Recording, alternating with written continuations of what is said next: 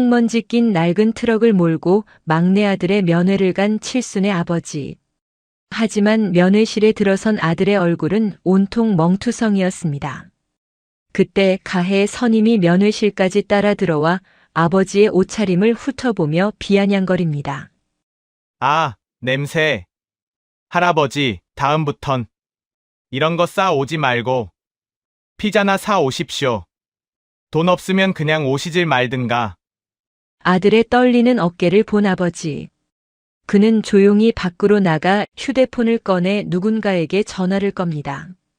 잠시 후 작은 대대 연병장으로 들이닥친 검은 세단과 방첩사 요원들의 행렬. 모두가 무시했던 낡은 트럭 앞에서 쓰리스타 장군이 거수 경례를 올리는 순간 부대의 공기는 얼어붙습니다. 아버지를 건드린 대가 그리고 썩어빠진 군대를 뒤집어 엎는 압도적인 참교육. 오늘의 이야기 지금 시작합니다. 강원도 철원 영하 18도의 혹한. 제3보 병사단 예하 GOP 대대의 주말은 평온해 보였지만 그 속은 골마 있었다. 위병소 앞 주차장 구석 흙먼지를 뒤집어 쓴 낡은 청색 1톤 트럭 한 대가 덜덜거리는 엔진 소리를 멈추고 주차되었다. 적재함에는 팔다 남은 배추 시래기와 흙 묻은 삽자루가 아무렇게나 뒹굴고 있었다. 트럭에서 내린 노인 박무일은 낡은 갈색 점퍼의 지퍼를 목까지 올렸다. 평생 화천 산골에서 밭을 일구며 살아온 농부의 거친 손은 추위에 빨갛게 트여 있었다. 그는 주머니에서 꼬깃꼬깃한 면회 신청서를 꺼내 위병소로 향했다. 어떻게 오셨습니까? 우리 막내. 박진수 면회 왔는데. 박무일의 목소리는 작고 갈라져 있었다. 위병소 근무자는 노인의 행색을 힐끔거리더니 사무적인 태도로 행정반에 무전을 쳤다. 잠시 후 면회실. 박무일은 집에서 가져온 보온병과 라겔락통을 테이블 위에 올려두었다. 난방이 부실한 면회실은 입김이 나올 정도로 추웠다. 철문이 열리고 막내 아들 박진수 이병이 들어왔다. 아버지. 진수였다. 하지만 박무일의 눈썹이 꿈틀거렸다. 아들의 걸음걸이가 부자연스러웠다. 왼쪽 다리를 미세하게 끌고 있었다. 가까이서 본 얼굴은 더 참혹했다. 입술은 터져 있었고 왼쪽 눈 밑에는 시퍼런 멍 자국이 파운데이션으로 어설프게 가려져 있었다. 네 얼굴이 와 그라노. 박무일이 쉰 목소리로 물었다. 아, 별거 아닙니다. 작업하다가 좀 부딪혔습니다. 진수는 황급히 시선을 피하며 자리에 앉았다. 다리는? 예. 아, 이것도. 빙판길에 미끄러져서. 거짓말이었다. 박무일은 평생을 흙과 싸우고 젊은 시절엔 북파 공작원으로 사선을 넘나들었던 사람이다. 저건 넘어진 상처가 아니었다. 군화발로 짓밟힌 타박상의 흔적이었다.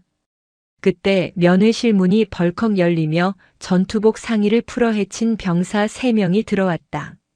진수의 맞선임 최다로 상병과 그 무리였다. 박진수. 면회 왔냐? 최다로는 짝다리를 짚고 껌을 씹으며 다가왔다. 진수가 반사적으로 벌떡 일어나 부동자세를 취했다. 충성. 상병 최다로님 안녕하십니까? 앉아. 아버님 오셨는데 분위기 잡지 말고. 우리가 뭐 깡패냐? 최다로는 박무일 맞은편 의자를 발로 툭 차서 빼내더니 털썩 주저앉았다. 아버님 되십니까? 진수 맞선임입니다. 그렇네만. 박무일은 묵묵히 최다로를 응시했다. 눈빛이 불량하고 말투에는 비아냥이 섞여 있었다. 전형적으로 약자에게 강하고 강자에게 약한 부류였다. 최다로는 테이블 위에 놓인 라겔락통을 멋대로 열었다. 안에는 투박하게 썬찐 고구마와 김치 그리고 식은 닭백숙이 담겨 있었다. 와, 이거 뭡니까? 닭백숙? 요즘 군대 PX 가면 냉동치킨 널렸는데 굳이 이런 걸.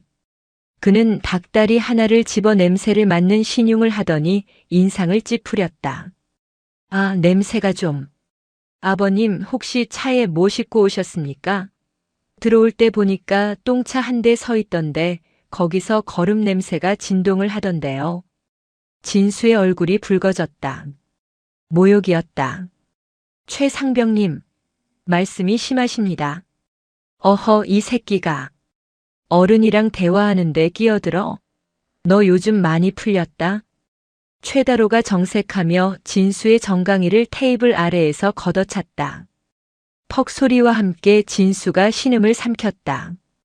박무일의 눈빛이 순간 매섭게 빛났다. 아버님. 최다로가 비릿하게 웃으며 말했다. 진수가 집에서는 귀한 아들일지 몰라도 여기선 구멍입니다. 제가 사람 좀 만들어 보려고 교육 중인데 이렇게 촌티 나는 거 싸들고 오시면 애가 더 힘들어집니다. 눈치 좀 챙겨. 그는 먹던 닭다리를 다시 통 안에 툭 던져 넣었다. 진수야, 아버님 가실 때 기름값이라도 쥐어드려라. 차 퍼지겠다. 그리고 너 오늘 저녁 점호 끝나고 세탁실로 와라. 정신교육 좀 다시 해야겠다. 최다로는 낄낄거리며 자리에서 일어났다. 아, 냄새 배겠네. 가자. 그들이 사라지자 진수는 고개를 숙인 채 어깨를 들썩였다. 아버지. 죄송해요. 그냥 가세요. 제발. 박무일은 말없이 떨고 있는 아들의 손을 잡았다. 거친 손바닥에 온기가 전해졌다. 진수야. 네. 참는 게 효도가 아니다. 박무일은 자리에서 일어났다. 가져온 음식은 그대로였다. 아버지가 1시간 뒤에 다시 오마. 예. 어딜 가시게요? 청소 좀 하러 간다. 박무일은 면회실을 나갔다. 트럭에 올라탄 그는 낡은 폴더폰을 꺼냈다. 단축번호 1번. 신호가 2번 가기도 전에 상대가 받았다. 필승. 아버지, 큰아들 태성입니다. 수화기 너머로 들려오는 목소리는 대한민국 육군 7기동 군단장 박태성이었다. 태성아. 예, 아버지. 목소리가 왜 그러십니까? 지금 태연이 데리고 철원 3사단 22연대 3대대 앞으로 와라. 3사단이면 막내 있는 곳 아닙니까? 무슨 일 있으십니까? 내 눈앞에서 내 새끼가 개처럼 맞고 있더라. 그리고 내 애비가 거름 냄새 난다고 조롱당했다. 수화기 너머에서 숨을 들이키는 소리가 들렸다. 잠시 후 박태성의 목소리가 극도로 낮게 깔렸다. 그것은 장군의 목소리가 아닌 맹수의 으르렁거림이었다. 어떤 새끼입니까? 상관없다. 대대장부터 이등병까지 이 부대 전체가 썩었다. 규정대로 원칙대로 뼈도 못 추리게 밟아라. 태연이한테는 방첩사 감찰팀 꾸려오라고 해. 비리 냄새가 진동을 하더구나. 알겠습니다. 아버지, 딱 40분만 기다려 주십시오. 지금 당장 출발하겠습니다. 전화를 끄는 박무일은 차창 밖을 바라보았다. 눈발이 날리기 시작했다. 내 아들을 건드린 대가가 얼마나 혹독한지 똑똑히 가르쳐주마. 오후 4시 제3보 병사단 22연대 3대 대장실. 대대장 김영수 중령은 나른하게 소파에 누워 있었다. 주말이라 상급 부대 터치도 없고 당직 사관에게 모든 걸 맡겨둔 채였다. 따르릉. 군용 직통 전화가 울렸다. 3사단장 전속부관의 다급한 목소리였다. 충성. 사단장님 전속부관입니다. 귀 부대 현재 상황 보고 바랍니다. 상황이라니? 특이사항 없는데? 주말 개인 정비 중이야. 대대장님, 지금 7군단장님 차량과 국군방첩 사령부 수사단 차량이 귀 부대 방향으로 이동 중이라는 첩보가 떴습니다. 사단장님도 지금 놀라서 출발하셨습니다. 김영수 중령은 벌떡 일어났다. 뭐? 7군단장?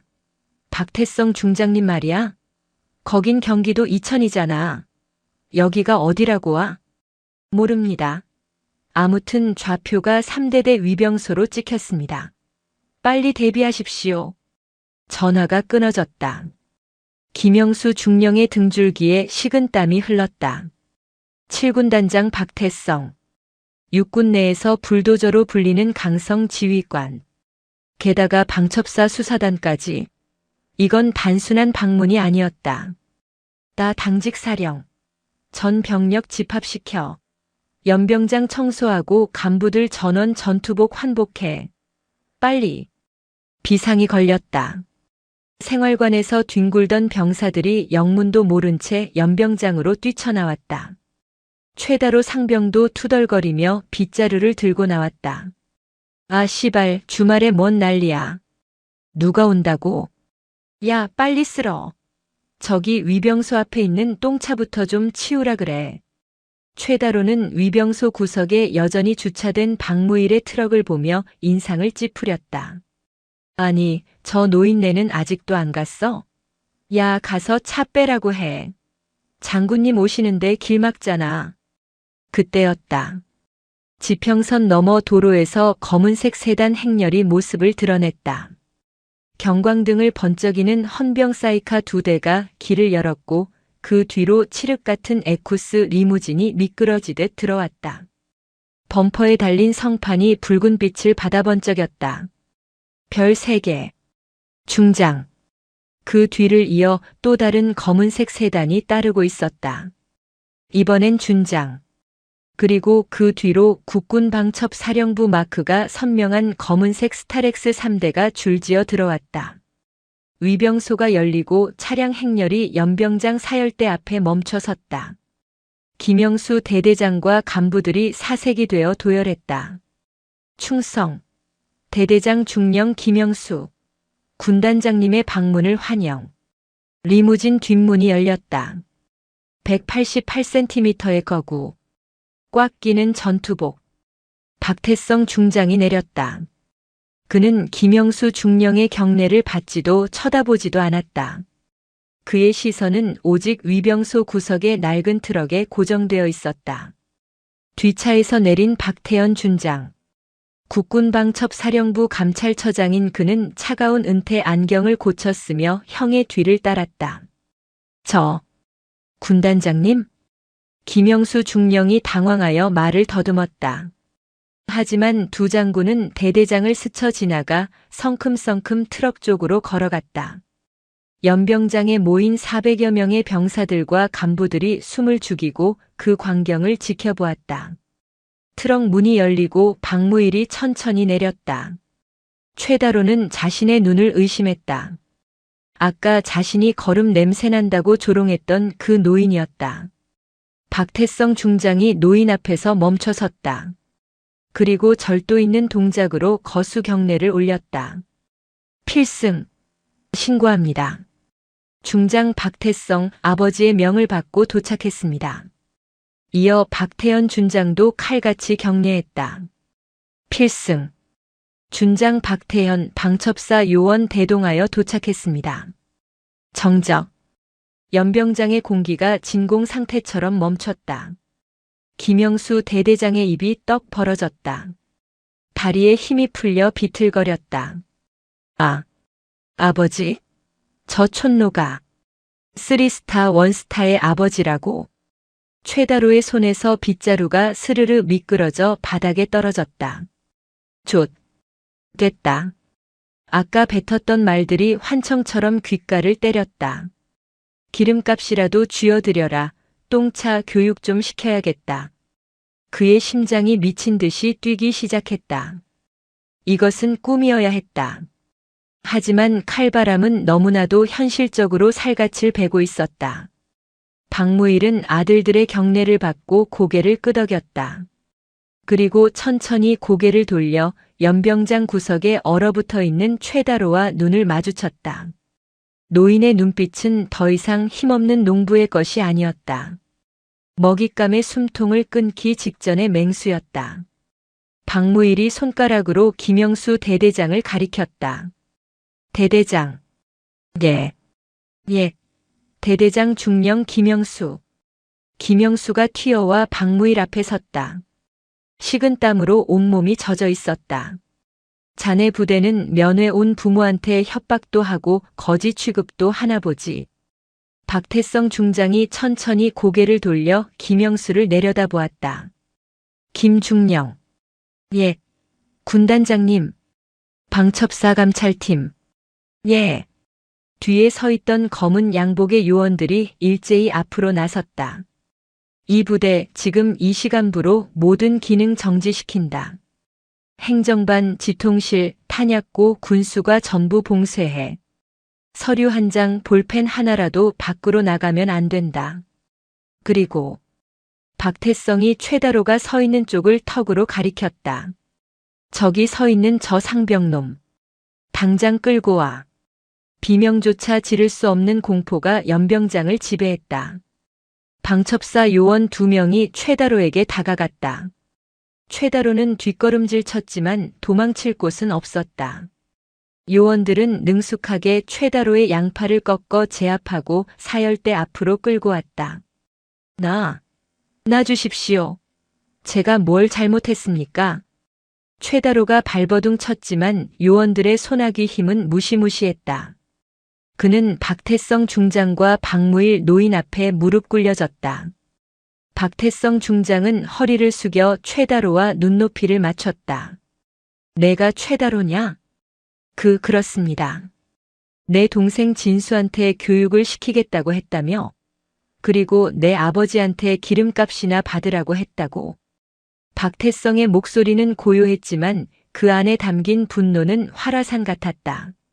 저는 그냥 장난으로 분위기 좀 좋게 하려고. 장난? 박태성이 헛웃음을 터뜨렸다. 그래. 군단장이 직접 와서 내 장난 받아주니까 좋나? 어디 한번 계속해봐. 지져보라고. 그때 옆에 서 있던 박태현 준장이 서류 가방에서 태블릿 PC를 꺼냈다. 형님, 시간 낭비하실 필요 없습니다. 박태현은 안경을 치켜 올리며 김영수 대대장과 최다로를 번갈아 보았다. 오는 길에 방첩사 전산망으로 이 부대 관련 민원과 인트라넷 기록을 좀 훑어봤습니다. 아주 재밌더군요. 박태현이 화면을 띄워 대대장에게 보여주었다. 김영수 중령. 작년 11월 부대 난방유 2000리터가 서류상 누유로 처리됐더군요. 근데 같은 날 인근 비닐하우스 단지에 면세유가 대량으로 풀렸다는 지역 경찰 첩보가 있습니다. 우연일까요? 김영수 대대장의 얼굴이 흑빛으로 변했다. 그건 행정착오가. 착오? 행정착오로 500만 원이 자네 차명 계좌로 입금되나? 박태현의 시선이 이번엔 최다로에게 향했다. 그리고 최다로 상병. 너 불법 스포츠 토토 사이트 접속 기록이 부대 사이버 방어센터에 다 잡혀 있더군. 후임들 월급 카드 뺏어서 충전했지? 그 액수가 3천만 원이 넘어. 이건 군법 이전의 사회법으로도 구속감이야. 최다로는 숨이 턱 막혔다.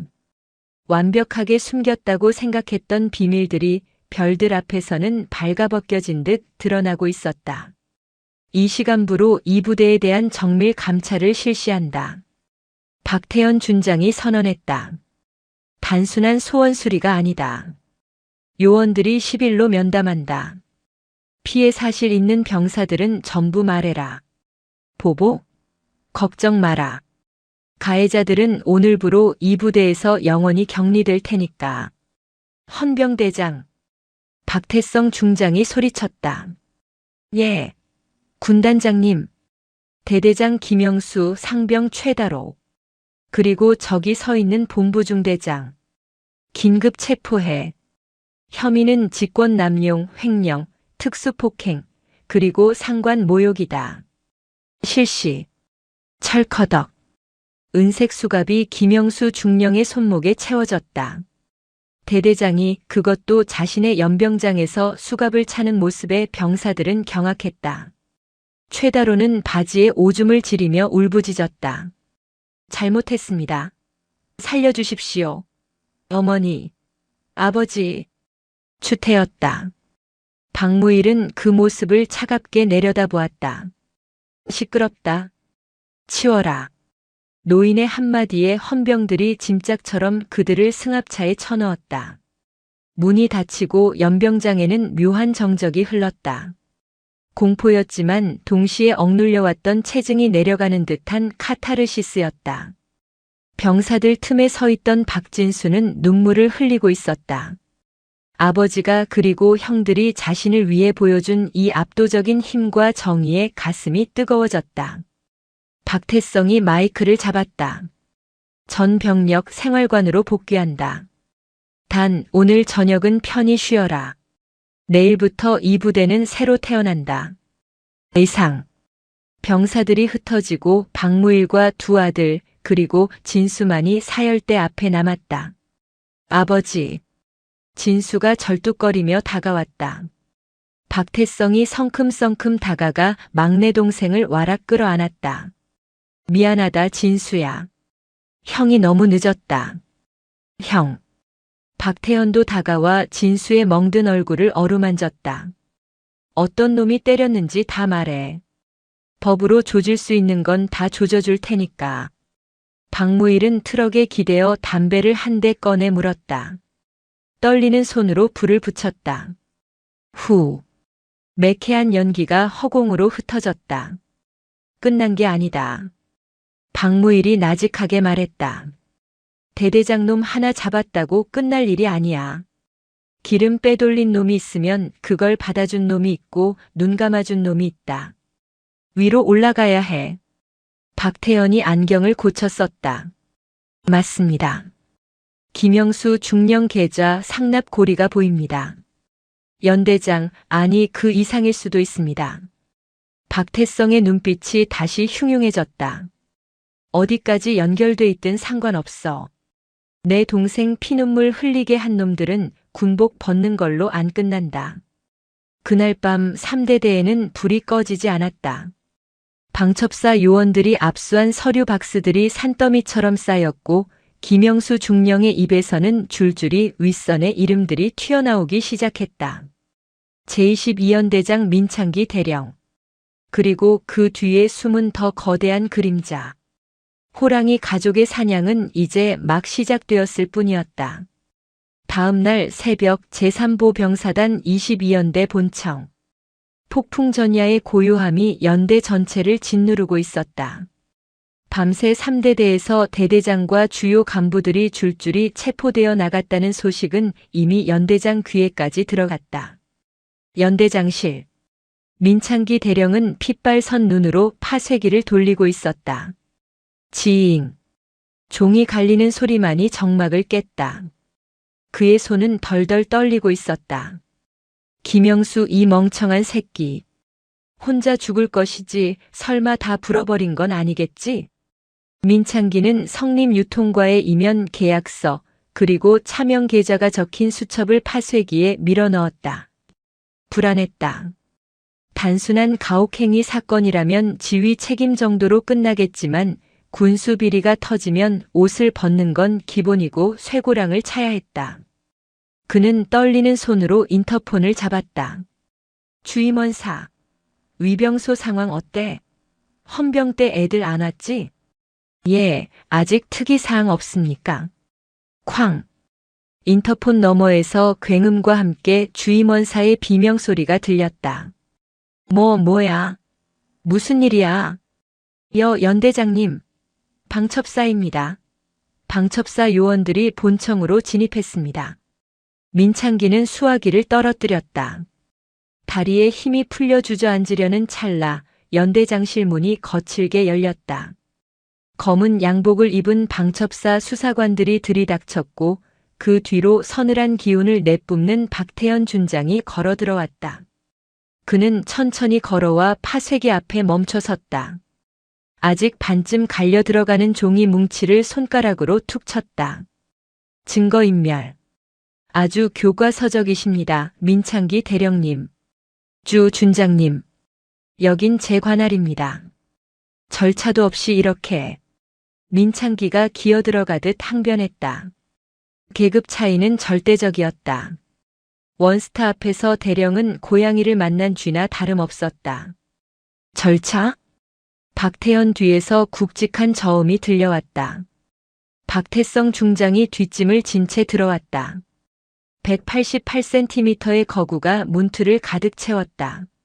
삼성 장군의 압도적인 위압감에 민창기는 저도 모르게 벌떡 일어나 차렷 자세를 취했다. 충성. 7군단장님을 앉아.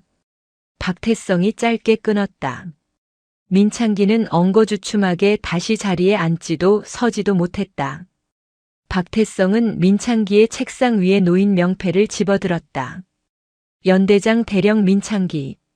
자네가 이 연대의 왕인가 보지. 부하들이 먹을 고기 팔아먹고 얼어 죽지 말라고 준 기름 팔아서 배 채우는 왕. 오해십니다. 저는 모르는 일입니다. 김영수 중령이 독단적으로. 김영수가 자백했다. 박태연이 차갑게 말을 잘랐다.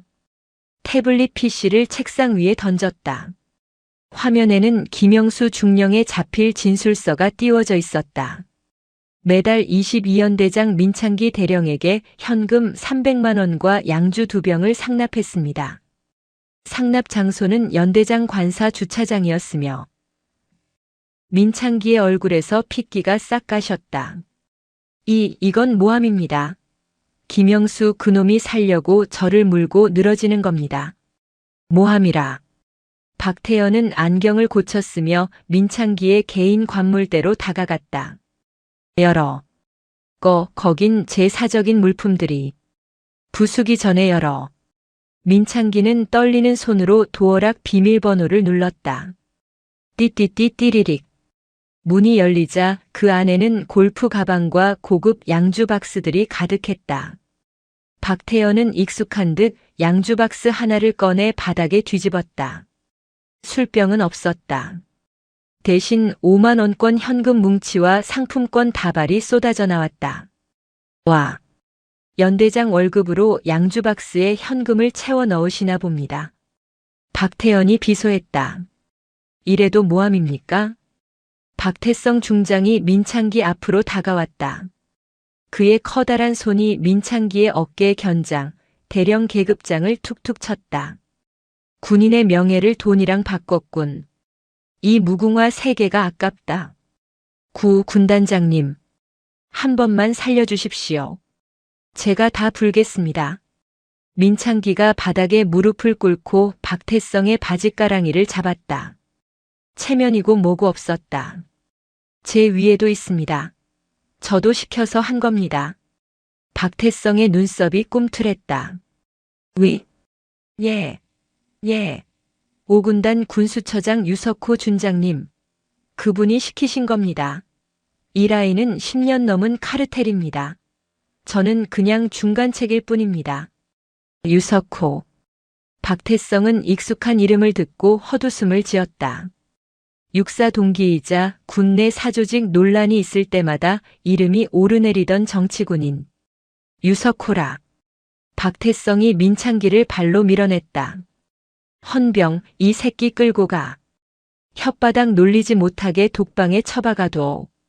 국방부 검찰단 오기 전까지 내 허락 없이 물 한 모금도 주지 마. 예. 헌병들이 민창기를 짐짝처럼 끌고 나갔다.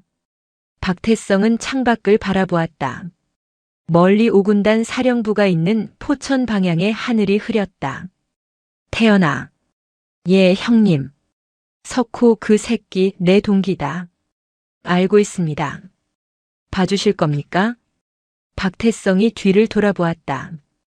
그의 눈은 웃고 있었지만 입가는 살기로 떨리고 있었다. 아니, 내 손으로 목을 쳐야지. 그게 동기에 대한 예의 아니겠냐. 같은 시각 3대대 지하 유치장 겸 조사실. 어제까지만 해도 3대대의 실세이자 왕이었던 최다로 상병은 지금 젖은 낙엽처럼 떨고 있었다. 독방은 차가웠고 굳게 닫힌 철문은 열릴 기미가 없었다. 살려주세요. 잘못했습니다.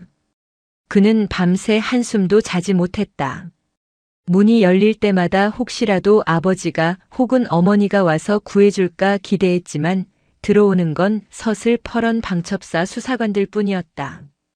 철문이 열렸다. 이번엔 달랐다. 수사관 뒤로 중년의 남녀가 들어왔다.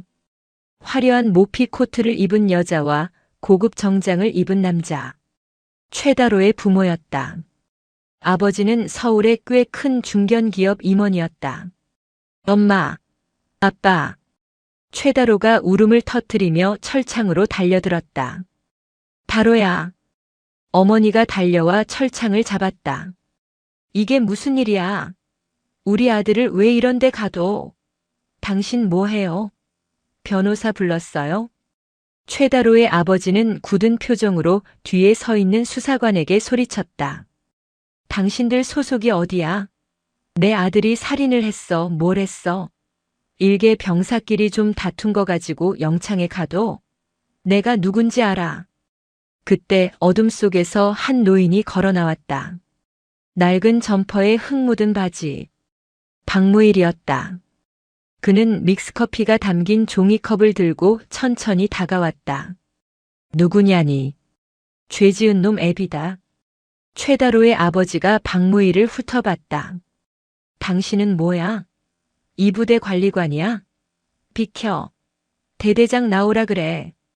대대장은 지금 수갑차고 조사받는 중이라 못 나온다. 박무일이 담담하게 말했다. 그리고 내 아들은 다툰 게 아니다. 일방적으로 때리고 뺏고 짓밟았지. 이 노인 내가 미쳤나? 증거 있어? 우리 다로가 얼마나 착한 앤데. 어머니가 악을 썼다.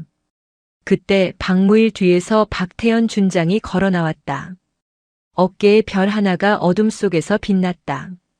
증거 여기 있습니다. 박태연이 서류 뭉치와 태블릿을 최다로 부모 앞에 던지듯 내려놓았다. 아드님이 후임병들 돈 3,500만 원 갈취해서 도박한 내역, 폭행 진단서, 그리고 피해 병사 120명의 자필 진술서입니다. 최다로 아버지는 준장 계급장을 보고 흠칫했다. 하지만 사회에서의 지위를 믿고 목소리를 높였다. 아니, 장군님이 왜 여기 계십니까? 그리고 애들끼리 그러다 보면 돈 좀 빌릴 수도 있는 거지. 그걸 범죄 취급합니까? 제가 다 갚으면 될 거 아닙니까? 갚아? 박무일이 헛웃음을 지었다. 그는 종이컵을 구겨 쓰레기통에 던졌다. 돈으로 다 되면 내 아들 멍든 가슴은 얼마면 되겠나? 내 앞에서 날거름 냄새난다고 조롱하던 내 아들 주둥이는 얼마면 살 수 있나? 뭐요? 잘 들어라. 여긴 군대다. 사회에서 돈 좀 있다고 떵떵거리던 그 잣대, 여기선 안 통한다. 박태연이 차갑게 덧붙였다. 아드님은 군사재판에 넘겨질 겁니다. 민간 변호사? 불러보십시오. 군검찰이 어떻게 요리하는지 보여드리겠습니다. 그리고 아버님 회사 세무조사도 각오하시는 게 좋을 겁니다. 아드님 도박 자금 출처 아버님 차명 계좌에서 나온 것 같던데. 최다로 아버지의 얼굴이 사색이 되었다. 그는 그제야 사태 파악이 된 듯 다리가 풀려 주저앉았다. 철창 안에 최다로는 바닥에 머리를 박고 오열했다. 하지만 그것은 반성의 눈물이 아니었다. 자신의 뒷배가 무너졌다는 절망의 눈물이었다. 같은 시각 3대대 병영식당. 점심시간. 병사들은 식판을 들고 눈을 의심했다. 그동안 멀건 국물뿐이던 똥국 대신 돼지고기가 듬뿍 들어간 김치찌개가 나왔다. 말라비틀어진 조기 튀김 대신 윤기가 흐르는 제육볶음과 신선한 상추쌈이 배식대에 가득했다. 창고에 숨겨져 있던 간부들이 빼돌리려던 정량 식자재가 풀린 것이다. 와, 미쳤다. 이게 군대 밥이냐? 고기가 안 줄어들어. 계속 퍼줘. 병사들의 얼굴에 생기가 돌았다. 그들 틈에 박진수가 앉아 있었다. 그의 식판에는 취사병이 몰래 더 얹어준 계란 후라이가 2개나 있었다. 진수야, 많이 먹어라. 맞은편에 앉은 분대장이 자신의 우유를 진수에게 건넸다. 평소엔 진수를 투명 인간 취급하던 그였다. 아, 아닙니다.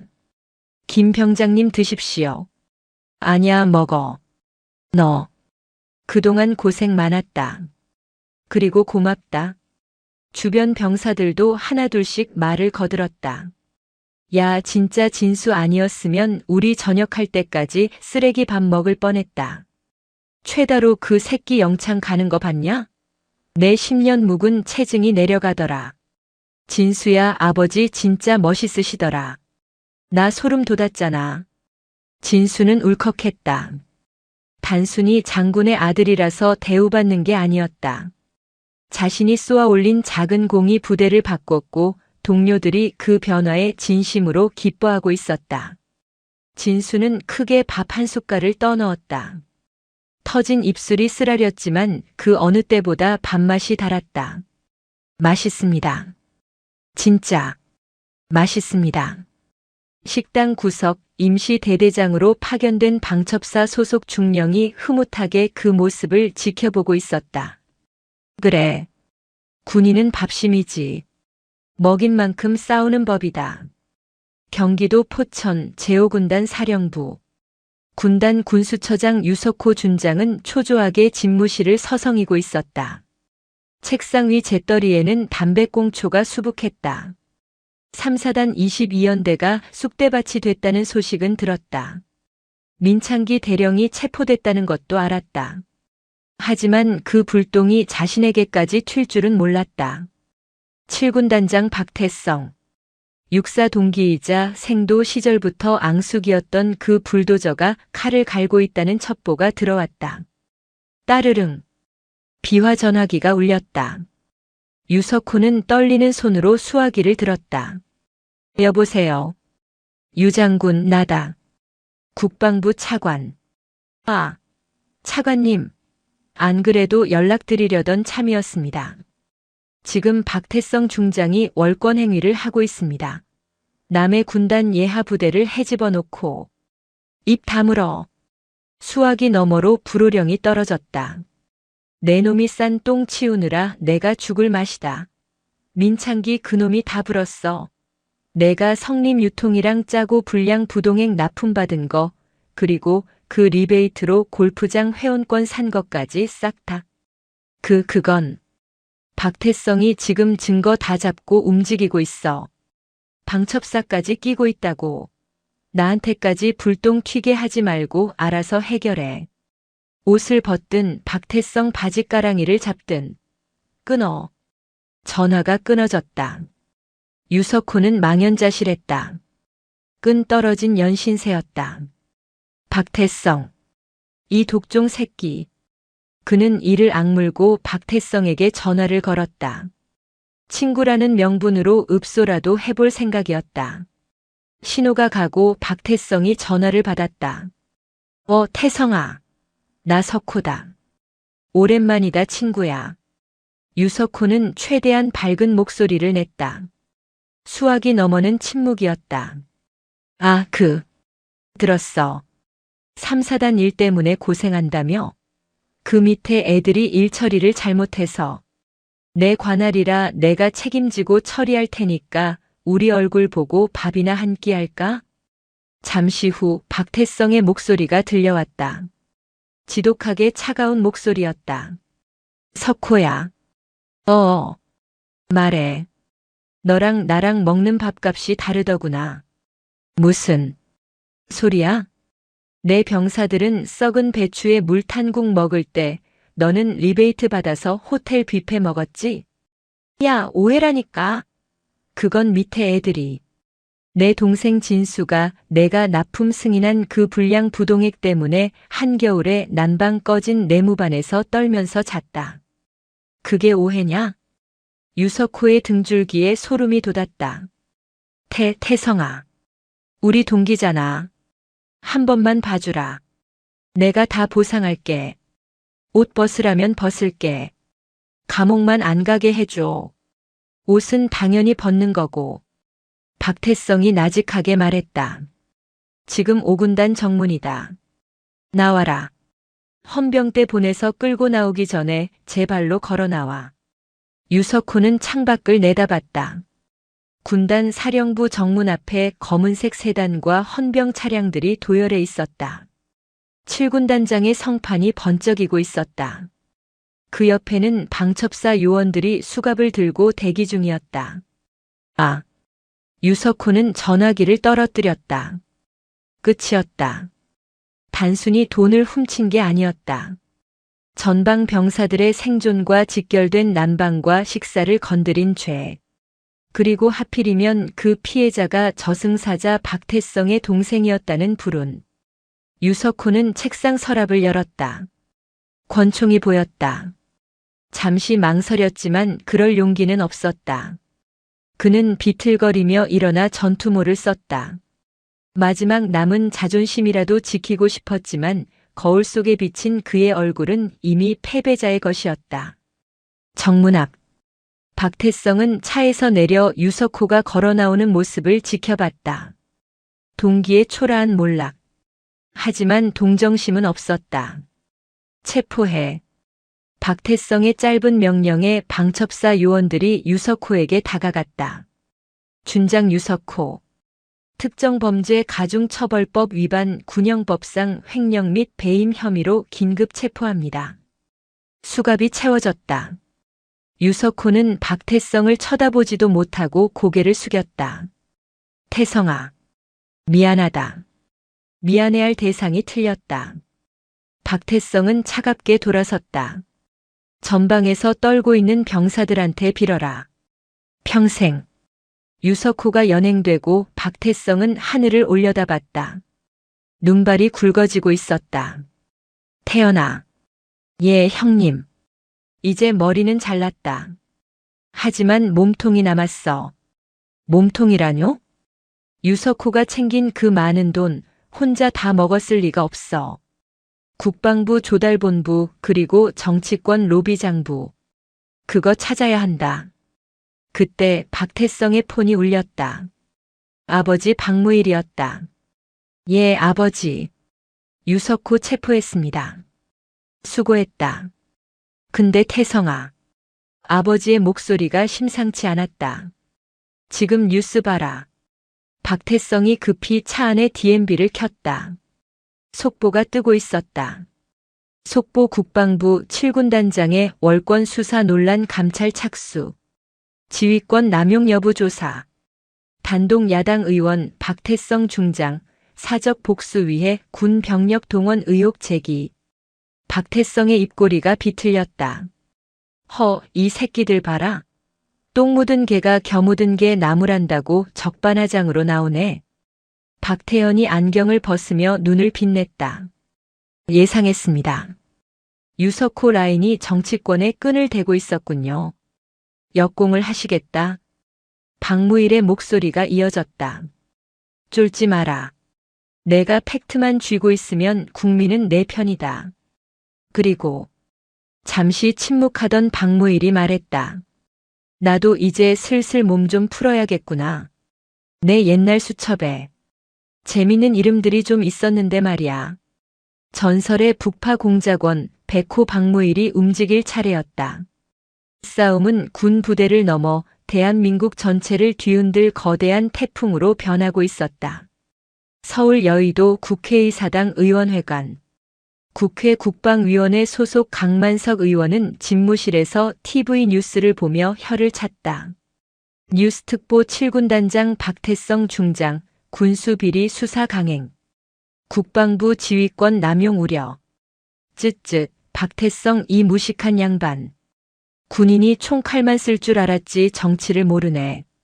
강만석은 인터폰을 눌렀다.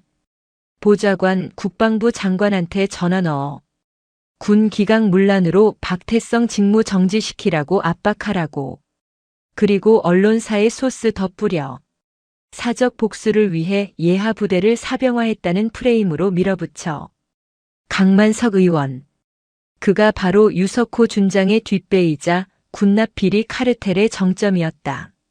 성림 유통으로부터 매달 거액의 후원금을 챙겨온 그에게 박태성의 칼날은 자신의 밥줄을 끊으려는 시도였다. 다음 날 여론이 술렁였다.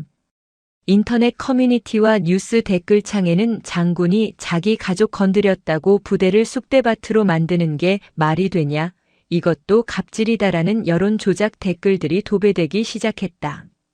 국방부 감찰관실에서도 압박이 들어왔다. 7군단 사령부로 감찰팀을 보내 박태성의 지휘 조치에 대한 위법성을 조사하겠다고 통보해왔다. 7군단장실. 박태성은 끓어오르는 분노를 참으며 창밖을 노려보고 있었다. 형님. 박태연이 들어왔다. 그의 표정은 차분했지만 손에 든 태블릿 PC를 쥔 손가락 끝이 하얗게 질려 있었다. 강만석 의원실입니다. 유석호와 성림유통 뒤를 봐주던 게 그쪽입니다. 지금 언론 플레이 주도하는 것도 그 잡놈이고요.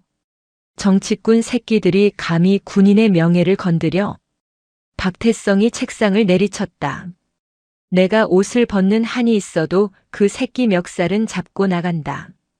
진정하십시오. 형님이 지금 움직이면 저들이 파놓은 함정에 걸립니다. 정치 개입 프레임이 씌워지면 우린 집니다. 박태연은 냉정했다. 하지만 그 역시 뾰족한 수가 없었다. 상대는 입법권을 가진 국회의원이었다. 그때 박태성의 한라인 전화기가 울렸다. 발신자 표시 제한. 여보세요. 수화기 너머로 익숙하고 거친 목소리가 들려왔다. 태성아. 뉴스 보고 있다. 아버지 박무일이었다. 아버지. 죄송합니다. 제가 틈을 보였습니다. 저들이 저를 물고 늘어지고 있습니다. 박무일의 목소리는 건조했다. 시끄럽다. 너는 내 할 일이나 해라. 군인이 정치 신경 쓰면 나라 망한다. 하지만 똥파리는 똥파리 잡는 약이 따로 있는 법이다. 넌 전방이나 잘 지키고 있어라. 애비가 서울 구경 좀 가야겠다. 예? 서울이라뇨? 전화가 끊어졌다. 박무일은 비닐하우스 구석에 숨겨두었던 낡은 철제 금고를 열었다. 그 안에는 훈장증 하나와 빛바랜 낡은 수첩 한 권이 들어있었다. 수첩을 넘기자 1980년대 작성된 펜글씨들이 빼곡했다. 당시 북파 공작 임무를 수행하며 알게 된 군 내부의 비밀, 그리고 그가 목숨을 구해줬던 인물들의 명단이었다. 그는 수첩의 한 페이지를 펴고 적혀있는 번호로 전화를 걸었다. 신호가 길게 갔다. 여보세요. 중후하고 위험 있는 노인의 목소리. 현재 대한민국 정재계를 움직이는 마쿠 실세이자 전직 국방부 장관 김재현이었다. 김 장관. 나야. 박무일. 수화기 너머에서 숨을 들이키는 소리가 들렸다. 박 상사? 자네가 살아있었나? 살아있으니까 전화를 했지.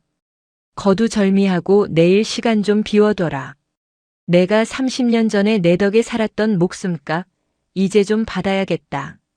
서울의 고급 한정식집 송원. 가장 은밀한 방 매화실의 문이 열렸다.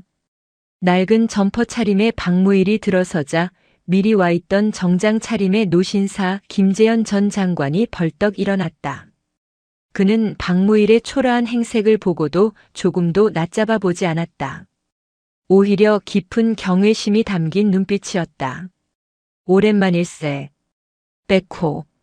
김재현이 손을 내밀었지만 박무일은 악수 대신 자리에 털썩 앉아 소주병을 땄다. 백호는 죽었어. 지금은 시래기 농사 짓는 박노인이다. 그렇군. 자네 아들들이 이번에 큰일을 벌였더군.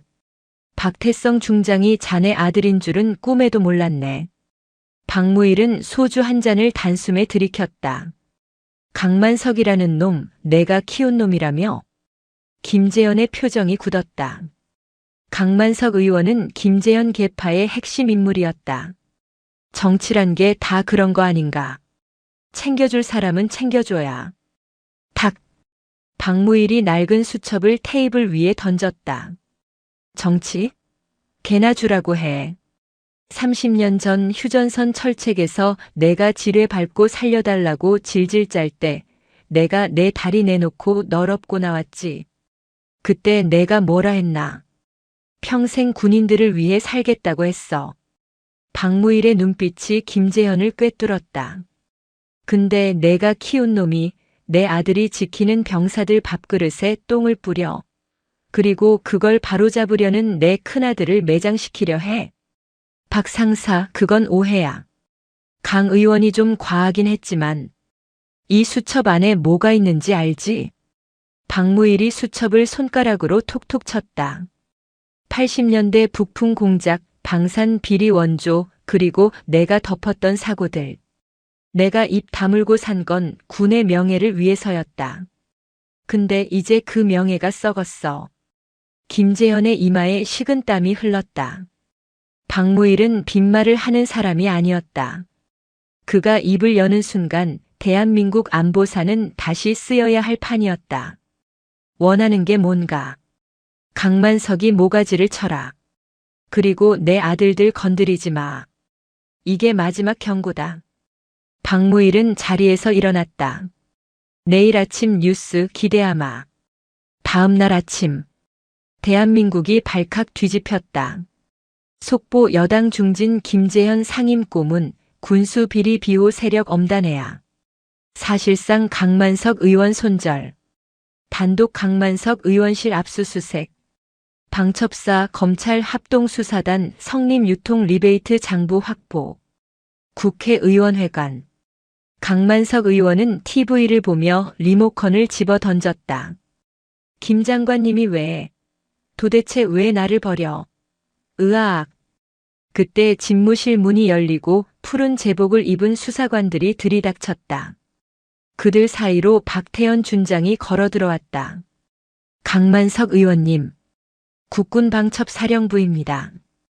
군사기밀보호법 위반 및 뇌물수수 혐의로 긴급 체포 동의안이 가결될 예정입니다. 가시죠. 강만석이 삿대질을 하며 소리쳤다. 너희들 미쳤어? 내가 누군지 알아. 감히 현역 의원을. 군인 밥그릇 걷어차고 무사할 줄 알았습니까? 박태현이 싸늘하게 웃었다.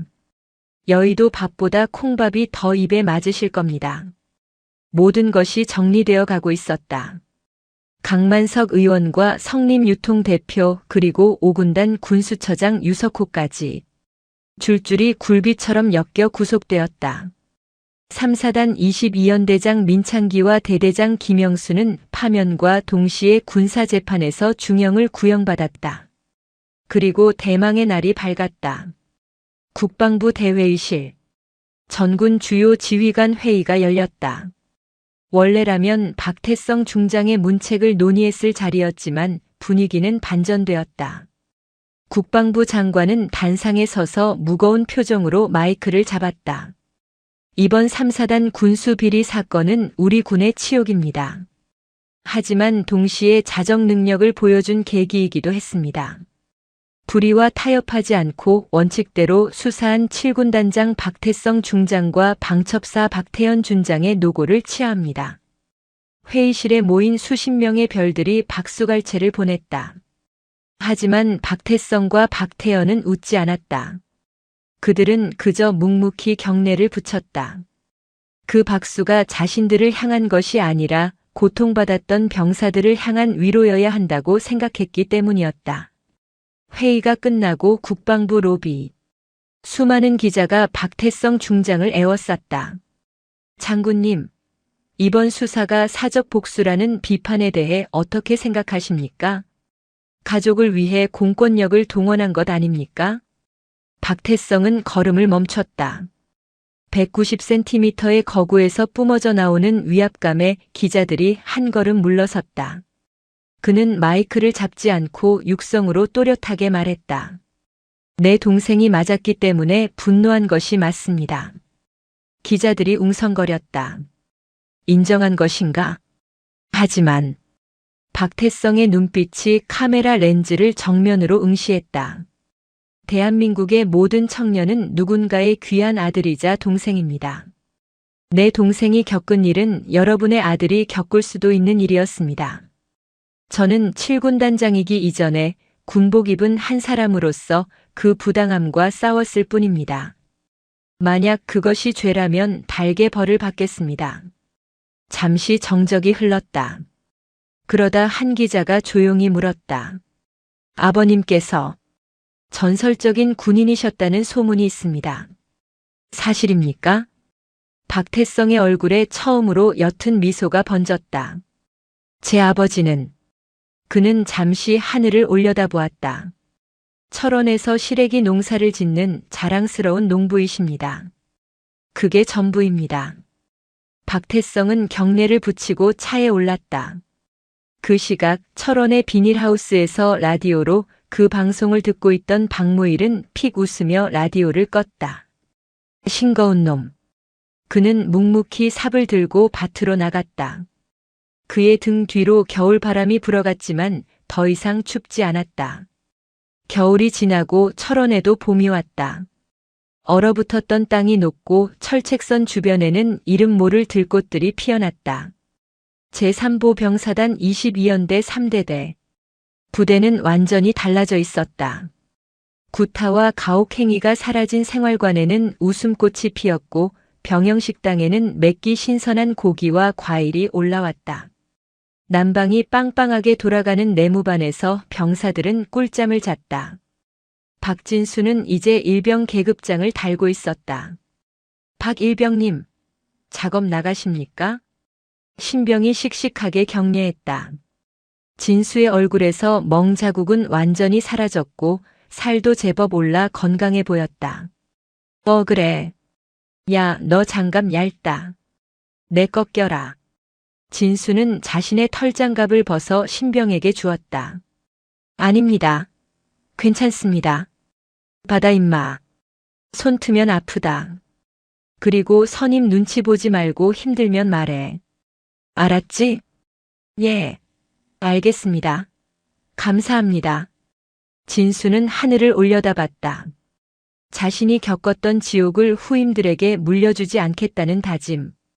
그것이 아버지와 형들이 자신에게 준 선물을 갚는 길이라 믿었다. 주말. 박무일의 비닐하우스 앞 평상. 지글지글 삼겹살 굽는 냄새가 진동했다.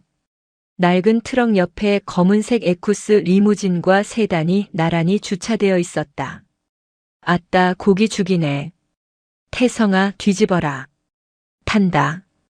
박무일이 상추를 털며 말했다. 예, 아버지.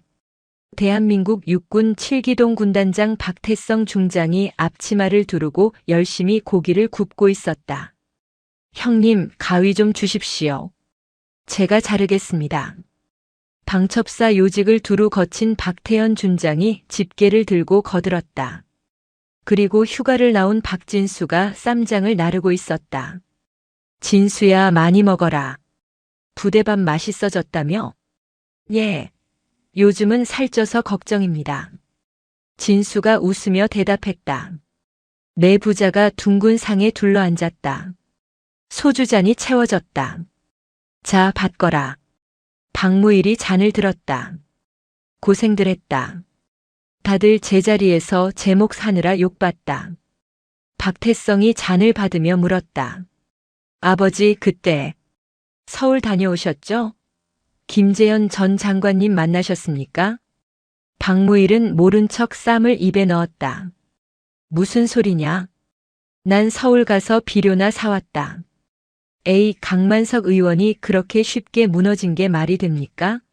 아버지가 힘 좀 쓰신 거 다 압니다. 박태현이 웃으며 거들었다. 박무일은 씹던 고기를 삼키고 툭 내뱉었다. 힘은 무슨. 그냥 늙은이가 잔소리 좀 한 거지. 그는 소주를 한 모금 들이켰다. 캬 소리가 절로 나왔다. 기억해라. 별이 빛나는 건 어둠이 있기 때문이다. 너희 어깨에 있는 그 별들 권력이라고 생각하지 마라. 그건 어둠 속에 있는 병사들을 비추라고 달아준 조명등이다. 알겠냐? 명심하겠습니다. 필승. 세 아들이 동시에 우렁차게 대답했다. 박무일은 흐뭇하게 아들들을 바라보았다. 거칠고 투박하게 살아온 인생이었지만 오늘 이 삼겹살 파티만큼은 그 어떤 국빈 만찬보다 황홀했다. 자, 먹자. 고기 식는다. 비닐하우스 위로 따스한 봄 햇살이 쏟아졌다. 한 늙은 아버지의 분노로 시작된 전쟁은 그렇게 따뜻한 밥상머리에서 평화롭게 막을 내렸다. 백호는 이제 정말로 잠들었다. 하지만 그의 발톱을 물려받은 호랑이 새끼들이 이제 이 나라를 든든하게 지키고 있었다. 폭설 속 위병소, 아들을 찾아온 엄마의 멱살을 잡으며 위병소장이 소리칩니다. 이 아줌마가 미쳤나? 당신 간첩이야? 당장 안 꺼져! 그 순간 엄마의 낡은 코트가 젖혀지자 그 안에서 대한민국 육군 대장의 별 넷이 서늘하게 번쩍입니다. 자네 눈엔 육군 대장이 간첩으로 보이나? 감히 사성 장군의 아들을 건드린 부대를 초토화시킬 엄마의 살벌한 참교육. 오늘의 사이다 복수국 기대되신다면 구독과 좋아요 부탁드립니다. 그럼 이야기 시작하겠습니다. 1월의 포천은 모든 것을 얼려버릴 듯한 혹한이었다. 하늘에서는 굵은 눈발이 쉴 새 없이 쏟아져 내렸고 제5군단 예하 제8기계 화보병사단 일명 오뚜기 부대의 주둔지 주변 산세는 하얗게 질린 짐승처럼 웅크리고 있었다. 영하 20도를 오르내리는 기온에 살을 애는 칼바람이 더해져 체감 온도는 영하 30도에 육박했다. 오후 4시 30분. 산악 지형 특성상 해는 이미 뉘엿뉘엿 넘어가고 있었다. 부대 정문 위병소 앞 낡은 검은색 세단 한 대가 미끄러지듯 멈춰섰다. 고급 세단이 아닌 연식이 꽤 된 국산 중형차였다. 차 문이 열리고 한 중년 여성이 내렸다. 짙은 회색 롱코트를 입고 목도리를 두른 그녀는 지팡이를 짚고 있었다. 다리가 불편해 보였다. 그녀는 서예란이었다. 대한민국 육군 서열 3위 제2작전 사령관. 별 넷 대장. 하지만 지금 이 순간 그녀는 장군이 아니었다. 그저 군대 간 아들이 걱정되어 연락이 두절된 아들을 찾아 먼 길을 달려온 평범하고 힘없는 어머니일 뿐이었다. 코트깃을 세워 얼굴을 가린 그녀의 눈빛은 북풍보다 차가웠지만 그 깊은 곳에는 타오르는 용암 같은 분노가 일렁이고 있었다. 일주일 전이었다. 민우에게서 온 마지막 전화. 어머니, 저 괜찮아요. 진짜 괜찮아요. 근데 너무 추워요. 마음이 너무 추워요. 평소 힘들다는 내색 한 번 하지 않던 아들의 목소리가 미세하게 떨리고 있었다. 그리고 그 뒤로 들려오던 누군가의 욕설. 야, 강민우 이 새끼야, 전화 안 끊어? 빠져가지고 씨발. 전화는 그렇게 끊겼다. 그 후로 연락은 없었다. 서예라는 직감했다. 무언가 잘못되었다. 아주 심각하게 잘못되었다. 그녀는 공식적인 감찰 라인을 동원하지 않았다. 그랬다가는 놈들이 증거를 인멸하고 아들을 회유하거나 협박할 것이 뻔했다.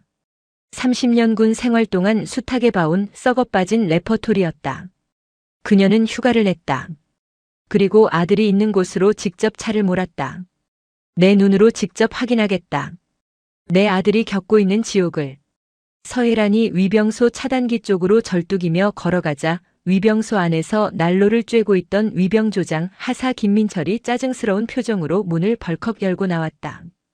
입김을 하얗게 뿜으며 그는 소총을 맨 채 거들먹거리는 걸음으로 다가왔다. 아줌마, 거기서요. 뭐예요 지금? 김하사의 목소리에는 권위의식과 귀찮음이 잔뜩 묻어 있었다. 눈보라가 치는 날씨에 웬 민간인이, 그것도 약해 보이는 중년 여성이 얼쩡거리는 것이 못마땅한 기색이 역력했다. 서예라는 멈춰섰다. 눈가에 주름이 진 걱정 가득한 어머니의 표정을 지었다. 우리 아들이 여기 있어요. 강민우라고. 이병인데 연락이 안 돼서 너무 걱정돼서 왔어요. 잠깐 얼굴만이라도 보게 해주세요. 김하사는 코웃음을 쳤다. 아줌마, 여기가 무슨 동네 경로당인 줄 아슈? 면회 시간 끝났고 예약 안 했으면 못 들어갑니다. 차 빼요 당장. 멀리서 왔어요. 제발 부탁드립니다.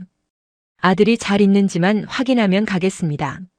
전화라도 한 통하게 해주시면. 서예란이 간곡하게 부탁하며 한 발짝 다가서려 하자 김하사가 그녀의 앞을 가로막으며 손으로 그녀의 어깨를 툭 밀쳤다. 아, 진짜 말귀 못 알아듣네. 군사보안구역이라고. 민간인 통제구역 몰라요? 썩 꺼지라니까. 서예라는 밀쳐진 충격으로 휘청이며 눈길에 넘어질 뻔했다. 지팡이가 바닥을 긁는 소리가 났다. 그녀는 중심을 잡고 김하사를 올려다보았다. 그녀의 눈빛이 순간적으로 변했다. 먹잇감을 노리는 맹수의 눈빛. 하지만 김하사는 그 살기를 감지하지 못했다. 그는 그저 눈앞의 여성이 자신의 통제를 따르지 않는 귀찮은 존재로만 보였다. 그때 위병소 안에서 또 다른 인물이 나왔다. 위병소장 근무를 서고 있던 중이 최영도였다. 그는 춥다는 듯 양손을 비비며 나오더니 상황을 살폈다. 김하사 뭐야? 무슨 일이야 시끄럽게. 아, 소대장님. 이 아줌마가 막무가내로 아들 보여달라고 떼를 쓰지 말입니다. 돌려보내려는데 말을 안 듣습니다. 최중희는 서예란을 위아래로 훑어보았다. 허름한 차, 촌스러운 코트, 불편해 보이는 다리. 전형적인 시골 아낙네라고 판단했다. 그는 귀찮다는 듯 손을 휘저었다. 아주머니 규정상 안 됩니다. 돌아가세요. 그리고 차단기 앞에서 얼쩡거리지 마시고 차 빼세요. 작전 차량 들어오면 방해됩니다. 서예란은 물러서지 않았다. 그녀는 또렷한 목소리로 말했다. 강민우 이병의 어머니입니다. 아들이 부대 내에서 가혹행위를 당하고 있다는 정황이 있어 확인하러 왔습니다. 지휘관을 만나게 해주십시오. 가혹행위라는 단어가 나오자 최중희의 미간이 찌푸려졌다. 그는 강민우가 누구인지 알고 있었다. 3소대 패급.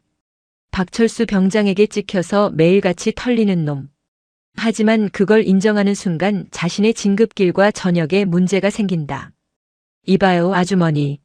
말씀이 좀 지나치시네. 우리 부대에 가혹행위 같은 거 없습니다. 어디서 유언비어를 듣고 와서 행패입니까? 지금 업무 방해로 경찰 부르기 전에 좋게 말할 때 가세요. 행패라니요. 정당한 면회 요청이고 부모로서 자식의 안위를 확인할 권리가 있습니다. 대대장 나오라고 하세요. 서예란의 목소리에 힘이 실렸다. 최중희는 기가 찼다. 감히 민간인이 그것도 아줌마가 대대장을 오라가라 해. 그는 욱하는 성질을 참지 못하고 다가가 서예란의 멱살을 잡으려 했다. 이 아줌마가 진짜 돌았나? 당신 간첩이야? 왜 부대 앞에서 지랄이야 지랄이. 최중희의 손이 서예란의 코트깃을 거칠게 움켜쥐었다. 그리고 흔들었다. 당장 안 꺼져? 확 밀어버리기 전에. 그 순간이었다. 서예란은 움켜쥐어진 코트깃을 잡고 있는 최중희의 손목을 자신의 손으로 꽉 잡았다. 악력이 엄청났다. 최중희가 하며 당황하는 사이 서예란은 잡힌 손을 비틀어 뿌리쳤다. 그리고 반동을 이용해 코트의 단추를 스스로 뜯어내듯 젖혔다. 투두둑. 단추가 뜯겨나가는 소리와 함께 두꺼운 회색 코트가 양옆으로 활짝 펼쳐졌다. 휘몰아치는 눈보라 속에서 코트 안쪽에서 뿜어져 나오는 짙은 국방색 정복의 위압감이 주위를 압도했다. 정복 상단 양쪽 어깨의 견장 위에는 차가운 금속성의 빛을 발하는 물체가 박혀 있었다. 하나, 둘, 셋, 넷. 4개의 은색별. 대한민국 육군대장. 시간이 멈춘 것 같았다. 눈 내리는 소리마저 멈춘 듯한 정적. 최중희의 눈동자가 찢어질 듯 커졌다. 입은 벌어졌지만 목소리가 나오지 않았다. 뇌가 눈앞의 정보를 처리하지 못하고 정지해버렸다. 별 4? 사성장군? 지금 내 눈앞에 있는 이 아줌마가?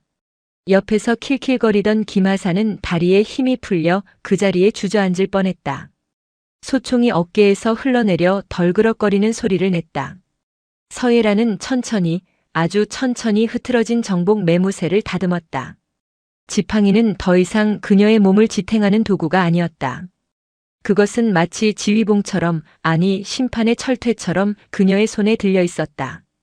그녀는 싸늘하게 얼어붙은 최중희를 내려다보며 입을 열었다. 자네가 보기에 내가 간첩으로 보이나? 목소리는 낮았지만 천둥처럼 울렸다. 위병소의 공기가 무겁게 내려앉았다. 최중희는 본능적으로 움직였다. 이성적인 판단이 아니었다. 생존 본능이었다. 그는 거의 바닥에 꽂힐 듯이 허리를 숙이며 손을 올려 경례를 붙였다. 손끝이 파들파들 떨리고 있었다. 충성. 저 제8기계 화보병 사단. 21여 단. 1대대. 이중대 소대장 중위 최영도. 목소리가 갈라져 삑사리가 났지만 그는 신경 쓸 겨를이 없었다. 식은땀이 등줄기를 타고 흘러내려 속옷을 적셨다. 인생이 끝났다는 생각이 머릿속을 지배했다. 서예라는 경례를 받지 않았다. 대신 차갑게 쏘아붙였다. 귀관은 민간인에게 반말과 욕설을 퍼붓고 물리력을 행사했으며 정당한 면회 요청을 묵살했다. 또한 상급자에게 하극상을 저질렀다. 내 말이 틀린가? 아닙니다. 죄송합니다. 위병소장. 예. 충성. 문 열어. 예. 차단기 올리라고. 내 차로 들어간다. 그리고 지금 즉시 대대 지휘통제실로 연락해서 전파해. 제2작전 사령관 서예란 대장 방문. 전 병력 집합시킬 필요 없다. 평시 상태 유지하되 대대장과 주임원사는 지금 당장 지휘통제실에서 대기하라고 해. 1분이라도 늦으면 옷벗을 각오하라고 전해. 알겠습니다. 김하사가 허겁지겁 위병소 안으로 뛰어들어가 차단기 버튼을 눌렀다. 삐그덕거리는 소리와 함께 차단기가 올라갔다. 서예라는 다시 코트를 여미지 않고 정복 차림 그대로 차에 올랐다. 낡은 세단이 부대 안으로 천천히 미끄러져 들어갔다. 최중희는 차가 사라질 때까지 경례 자세를 풀지 못했다. 눈물이 찔끔 흘러나왔다. 좆됐다. 진짜 좆됐다. 눈보라는 더욱 거세지고 있었다. 8사단 주둔지에 피바람이 불어오고 있었다. 서예란의 차가 부대 영내 도로를 따라 대대 본청으로 향하는 동안 대대 지휘통제실은 말 그대로 벌집을 쑤셔놓은 듯 뒤집어졌다. 위병소에서 걸려온 전화를 받은 당직사령 박대위는 수화기를 든 채 멍하니 서 있었다. 야, 김하사 너 장난치냐? 지금 상황이 어떤 상황인데 장난질이야? 뭐? 이작전 사령관님? 야, 이 미친 새끼야. 사령관님이 여길 왜 오셔? 그것도 혼자서. 하지만 수화기 너머로 들려오는 김하사의 울먹이는 목소리와 뒤이어 들린 최중희의 다급한 외침은 이것이 장난이 아님을 증명했다. 박대위는 사색이 되어 대대장실로 인터폰을 연결했다. 네. 대대장님, 큰일 났습니다. 지금 위병소를 통과했답니다. 뭐가? 멧돼지라도 들어왔냐? 아닙니다. 제2작전 사령관 서예란 대장님입니다. 지금 본청으로 오고 계십니다. 대대장실에서 와장창 무언가 깨지는 소리가 들렸다. 서예란은 차를 본청 현관 앞에 세웠다. 그녀가 내리기도 전에 현관문이 부서져라 열리며 김석진 중령이 튀어나왔다. 정복도 아니고 전투복 차림에 한쪽 전투화 끈은 제대로 매지도 못한 상태였다. 뒤따라 주임원사와 각 처부 참모들이 우르르 쏟아져 나왔다. 김중령은 차 문을 열어주려 달려왔지만 서예란은 이미 스스로 문을 열고 내렸다. 4개의 별이 박힌 정모를 쓴 그녀의 모습에 김중령은 숨이 턱 막혔다. 사진으로만 보던 전설적인 인물. 육군 여군의 신화. 그녀가 내 눈앞에 있다. 그것도 분노 가득한 표정으로. 충성. 대대장 중령 김석진. 사령관님의 부대 방문을 환영합니다. 김중령의 목소리는 우렁찼지만 끝이 심하게 떨렸다. 서예란은 그를 쳐다보지도 않고 곧장 현관으로 걸어 들어갔다. 환영은 필요 없다. 김중령. 예. 사령관님. 미리 연락이라도 주셨으면 저희가 의전을. 의전? 자네 지금 의전 타령할 때인가?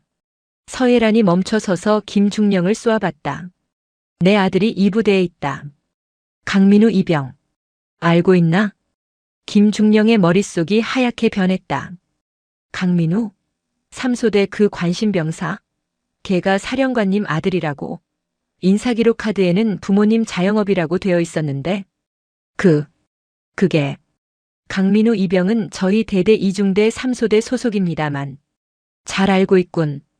그럼 그 아이가 지금 어떤 상태인지도 알고 있겠지? 예? 상태라니요? 잘 적응하고 지내는 것으로 알고 있습니다. 얼마 전 면담 기록에도 특이사항 없었고. 특이사항이 없어? 서예란이 헛웃음을 지었다. 내 아들은 지금 지옥을 걷고 있는데 지휘관이라는 자는 특이사항이 없다고 하는군. 안내해. 이중대 생활관으로. 당장. 아, 알겠습니다. 주임원사. 이중대장한테 연락해. 사령관님 가신다고. 빨리 청소 상태 확인하고 애들 군기 잡으라고 해. 김중령이 다급하게 소리치자 서예란이 지팡이로 바닥을 쾅 찍었다. 동작 그만. 연락하지 마. 있는 그대로 보러 간다. 만약 지금 이 시간 이후로 이중대에 연락하는 놈이 있으면 그놈부터 옷 벗길 줄 알아. 주임원사 무전기 꺼. 핸드폰 반납해. 주임원사는 화들짝 놀라 무전기 전원을 끄고 핸드폰을 서예란의 수행원이 아닌 서예란 본인에게 내밀었다. 서예란은 그것을 받아 주머니에 넣고 계단을 오르기 시작했다. 2층 복도는 고요했다. 일과 시간 이후라 병사들은 생활관에서 개인 정비 중일 시간이었다. 하지만 복도 끝 이중대 쪽에서는 웅성거리는 소리와 함께 누군가의 고함이 들려왔다. 야, 이 새끼야. 똑바로 안 서? 이게 빠져가지고. 야, 걸레 빨아와. 냄새나잖아. 서예란의 걸음이 빨라졌다. 김중령과 참모들은 죽을 맛이었다. 하필이면 이 타이밍에. 제발 별일 아니길, 제발 장난치는 소리이길 빌고 또 빌었다. 이중대 3소대 생활관 문 앞. 서예란은 잠시 멈춰섰다. 안에서 들리는 소리가 더 선명해졌다. 강민우, 너네 엄마 뭐 하시냐? 식당 한다며? 야, 우리 집 개도 밥은 꼬박꼬박 챙겨주는데 너는 왜 이렇게 굶뜨냐? 니네 엄마가 그렇게 가르쳤냐? 패륜적인 발언. 서예란의 주먹이 하얗게 질릴 정도로 꽉 쥐어졌다. 죄송합니다. 시정하겠습니다. 힘없고 주눅든 목소리. 아들 민우였다. 시정하겠습니다. 야, 이 새끼 말대꾸하는 거 봐라. 야, 박철수, 얘 교육 좀 다시 시켜야겠다. 분대장 잡아. 아, 김상병님. 제가 아주 확실하게 교육해 놓겠습니다. 민우야, 이리 와라. 관물대 안으로 들어가. 관물대 안으로 들어가라니. 사람을 짐짝 취급하는 가혹행위였다. 서예란은 더 이상 참지 않았다. 그녀는 문손잡이를 돌리고 벌컥 문을 열었다. 동작 그만. 생활관 안의 풍경은 가관이었다. 강민우는 속옷 바람으로 관물대 좁은 공간에 쭈그리고 앉으려 하고 있었고 박철수 병장은 침상에 누워 과자를 먹으며 낄낄거리고 있었다. 다른 병사들은 방관하거나 동조하며 웃고 있었다. 문이 열리고 들이닥친 사람들을 본 병사들은 순간 얼어붙었다. 처음엔 누군지 몰랐다. 하지만 뒤따라 들어온 대대장이 사색이 된 얼굴로 서 있는 것을 보고 사태를 파악했다. 그리고 그 앞에 중년 여성. 어깨에 별 4개. 전원 차려. 부동자세. 김중령이 찢어지는 목소리로 외쳤다. 병사들은 허둥지둥 침상에서 내려와 바닥에 정렬했다. 박철수 병장은 먹던 과자가 목에 걸려 캑캑거렸다. 관물대 안에 있던 민우는 기어나와 멍하니 서예란을 바라보았다. 어머니? 민우의 눈이 커졌다. 환영을 보는 건가 싶었다. 하지만 눈앞의 어머니는 진짜였다. 그것도 평소에 다정한 어머니가 아닌 대한민국 육군 대장 서예란으로서 서 있었다. 서예란은 민우에게 다가갔다. 아들의 몸은 말라 있었고 곳곳에 멍자국이 보였다. 특히 허벅지와 팔뚝에는 피멍이 들어 있었다. 며칠간 구타가 지속되었다는 증거였다. 서예란은 떨리는 손으로 아들의 뺨을 어루만졌다. 민우야. 미안하다. 엄마가 너무 늦게 왔어. 어머니. 여기 어떡해. 쉬. 괜찮다. 이제 다 괜찮아. 서예란은 아들을 안아주지 않았다. 지금은 그래선 안 되었다. 그녀는 다시 지휘관의 눈빛으로 돌아와 병사들을 훑어보았다. 시선이 박철수 병장에게 꽂혔다. 내 놈이 박철수인가? 박철수는 다리를 덜덜 떨고 있었다. 오줌을 지릴 것만 같았다. 이병, 박, 철, 수. 너무 긴장한 나머지 병장인 자신의 계급을 이병이라고 외쳐버렸다. 계급도 까먹었나 보군. 방금 내가 내 아들에게 뭐라고 했지? 걔도 밥은 챙겨준다고. 내 교육 방식이 잘못됐다고. 자, 잘못했습니다. 죽을 죄를 지었습니다. 죽을 죄? 아니, 죽는 게 더 편할 수도 있어. 넌 건드려선 안 될 영린을 건드렸어. 넌 대한민국 군인의 명예를 더럽혔고 전우회를 짓밟았으며 한 인간의 존엄성을 말살하려 했다. 그리고 무엇보다 서예란이 한 발짝 더 다가갔다. 감히 대장의 아들을 건드렸다. 그녀의 선언은 생활관을 공포의 도가니로 몰아넣었다. 헌병대 불러. 아니, 군사경찰대 호출해. 5군단 헌병대장한테 직접 연락해. 지금 당장 수사관들 대동해서 이리로 튀어오라고 해. 이 생활관 인원 전원 그리고 이중대장, 행보관, 소대장 싹 다 격리시켜. 김중령이 벌벌 떨며 무전기를 꺼내려 했다. 그리고 김중령. 예. 사령관님. 자네도 포함이야. 자네는 직무유기 혐의로 조사받게 될 거야. 대대장 보직 해임은 내가 지금 이 자리에서 구두로 명령한다. 지금 당장 계급장 떼고 저놈들이랑 같이 벽 보고 서 있어. 사령관님. 한 번만 기회를. 실망이군. 변명까지 하려 하다니. 끌어내. 서예란의 서슬 퍼런 명령에 따라온 참모들이 머뭇거리다 대대장의 팔을 잡았다. 하극상이지만 어쩔 수 없었다. 사령관의 명령은 법이었다. 강민우는 멍하니 그 광경을 지켜보았다. 자신의 어머니가 그저 밥집 하는 줄 알았던 선임들이 무시하던 우리 엄마가 이 부대를 뒤집어 엎고 있었다. 1시간 뒤 5군단 헌병대 차량 5대가 사이렌을 울리며 연병장으로 들이닥쳤다. 헌병대장이 직접 수사관들을 이끌고 왔다. 그는 서예란에게 거수 경례를 붙이고 즉시 수사에 착수했다. 서예란은 대대장실을 접수했다. 그녀는 대대장 의자에 앉지 않고 회의 탁자에 앉아 상황을 지휘했다. 피해자 진술 확보, 가해자 분리 신문, 목격자 진술 확보. 하나도 빠뜨리지 마. 특히 최근 3개월간의 CCTV 기록, 근무일지, 마음의 편지 수거 내역 전부 압수해. 알겠습니다, 사령관님. 헌병대장이 우렁차게 대답하고 나갔다. 민우는 의무대로 이송되어 정밀 진단을 받고 있었다. 갈비뼈의 실금, 타박상, 영양실조 초기 증세, 심각한 스트레스성 위염. 진단서를 받아든 서예란의 손이 부들부들 떨렸다. 그때 문이 열리고 21여 단장이 숨을 헐떡이며 들어왔다. 관사에서 쉬다가 소식을 듣고 날아온 모양이었다. 충성. 여단장 대령 최무성입니다. 사령관님, 이게 도대체 무슨... 최 대령. 자네 예하 대대에서 이병이 맞아 죽어가고 있었어. 알고 있었나? 가혹행위 말씀이십니까? 보고받은 바 없습니다. 저희 여단은 지난달 설문조사에서도 청정부대로 보고받은 바 없어? 그게 자랑인가? 서예란이 진단서를 최 대령 앞에 집어던졌다. 자네가 자랑하는 청정부대에서 나온 진단서야. 갈비뼈가 부러지고 피오줌을 싸는데 청정부대? 눈과 귀를 막고 있으니 청정해 보였겠지. 최 대령은 진단서를 보고 얼굴이 흑빛이 되었다. 면목 없습니다. 철저히 조사해서 엄벌하겠습니다. 철저히 조사? 자네 손엔 안 맡겨. 내 직할로 처리한다. 그리고 자네도 책임에서 자유로울 수 없어. 지휘 감독 소홀. 내일 아침부로 보직 해임 건의할 거니까 그리 알아. 사령관님, 저는 정말 억울합니다. 대대장이 보고를 누락해서. 억울해?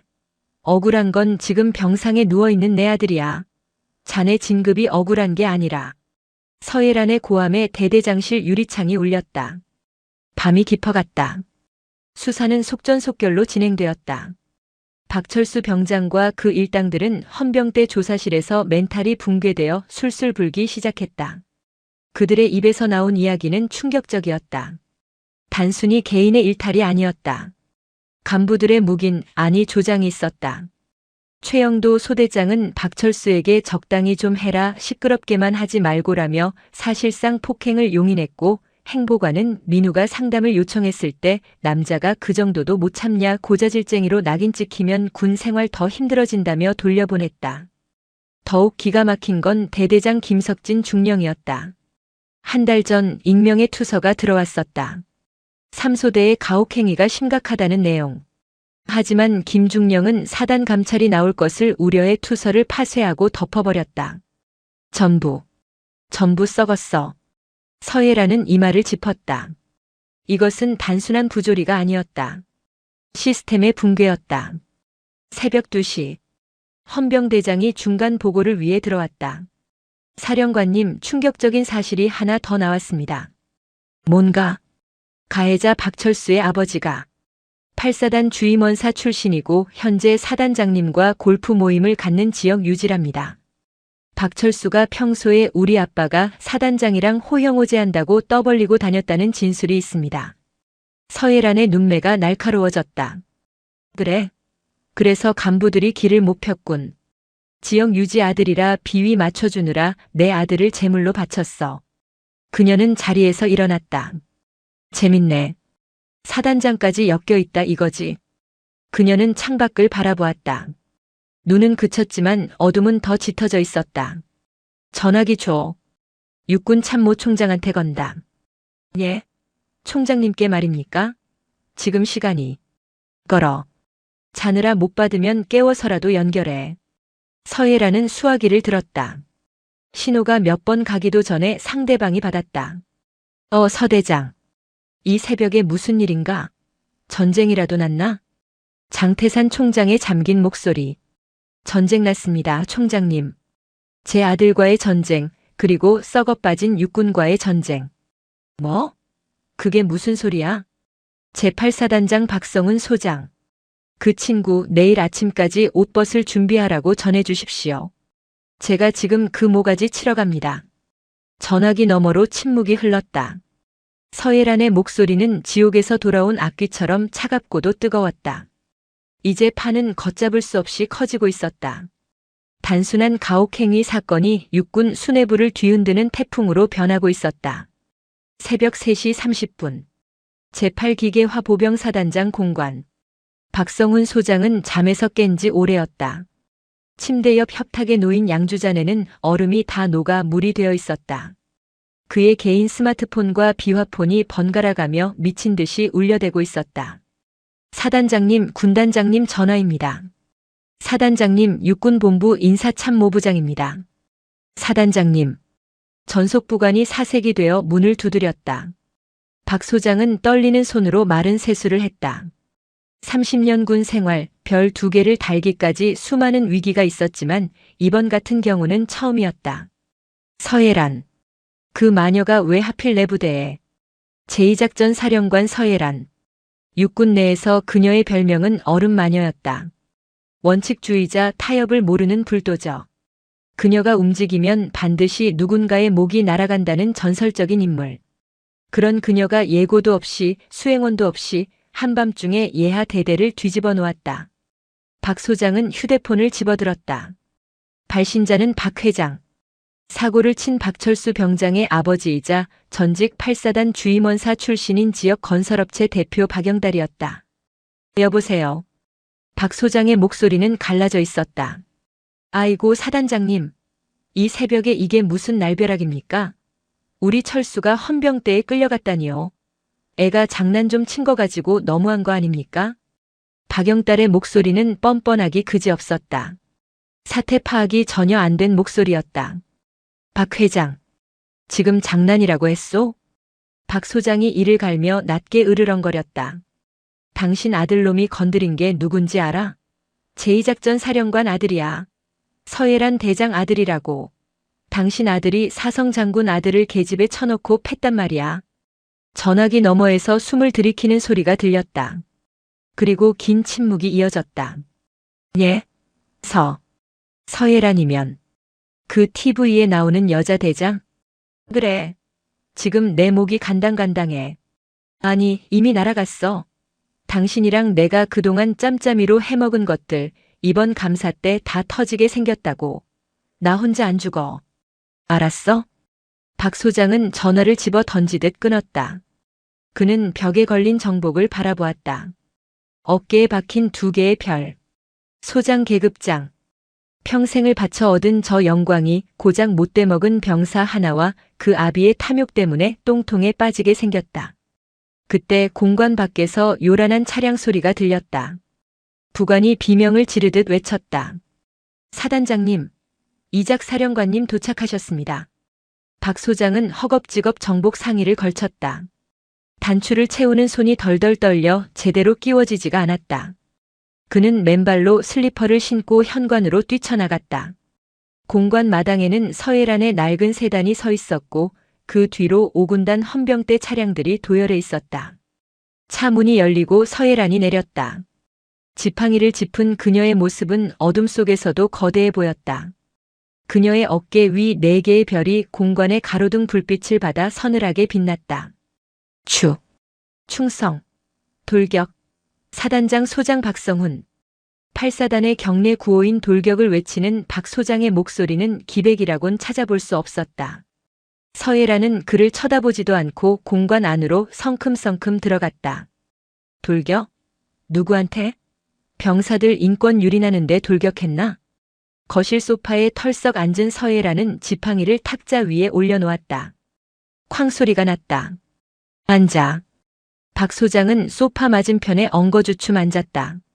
무릎을 꿇어야 할지 정자세를 해야 할지 갈피를 잡지 못했다. 박 소장. 자네 부대 1대 대장 김석진 중령, 보직 해임했네. 21여 단장 최무성 대령 직무 정지시켰고 사령관님. 절차상 군단 인사위원회를 거쳐야. 절차? 서예란의 눈썹이 꿈틀했다. 내 아들이 갈비뼈가 부러져서 피오줌을 싸는데 절차가 중요해? 내가 지금 군단장 건너뛰고 바로 온 게 불만인가 보지. 아닙니다. 절대 아닙니다. 박철수라는 병사 아버지가 이 지역 유지라며 전직 주임원사 출신이고 자네랑 골프도 자주 치고 회식비도 지원받았다던데. 사실인가?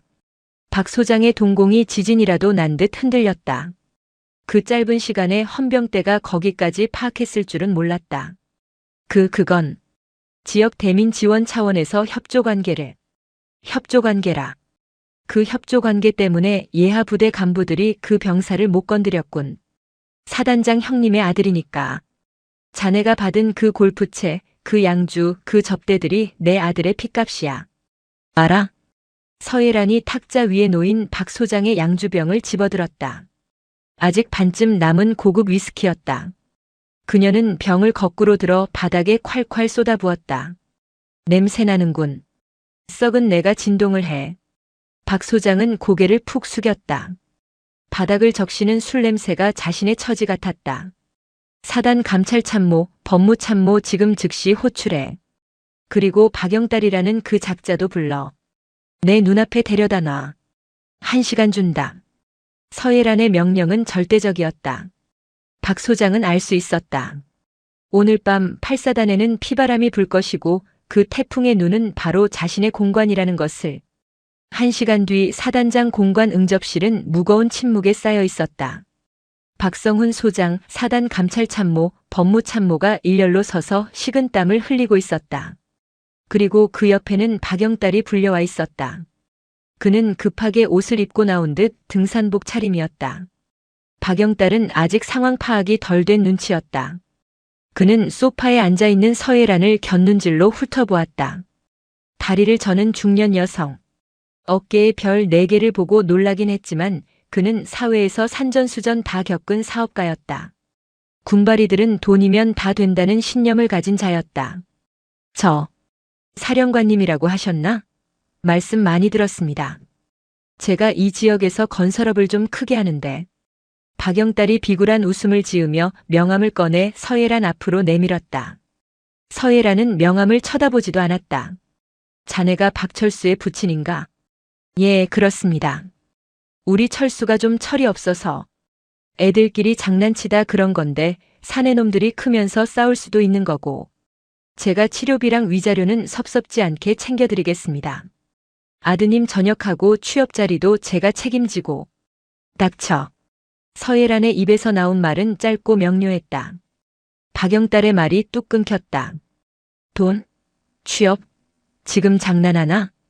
서예란이 지팡이를 짚고 천천히 일어났다. 그녀는 절뚝이는 걸음으로 박영달의 코앞까지 다가갔다.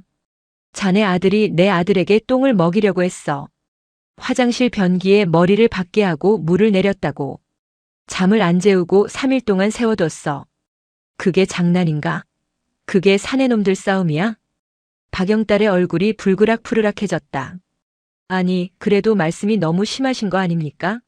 저도 군 생활 30년 했습니다. 주임원사로 전역했다고요. 군대라는 게 원래 좀 거칠고 그런 거지, 장군님이 돼서 쪼잔하게. 쪼잔해? 서예란이 피식 웃었다. 그 웃음이 더 무서웠다. 박성은 소장. 예.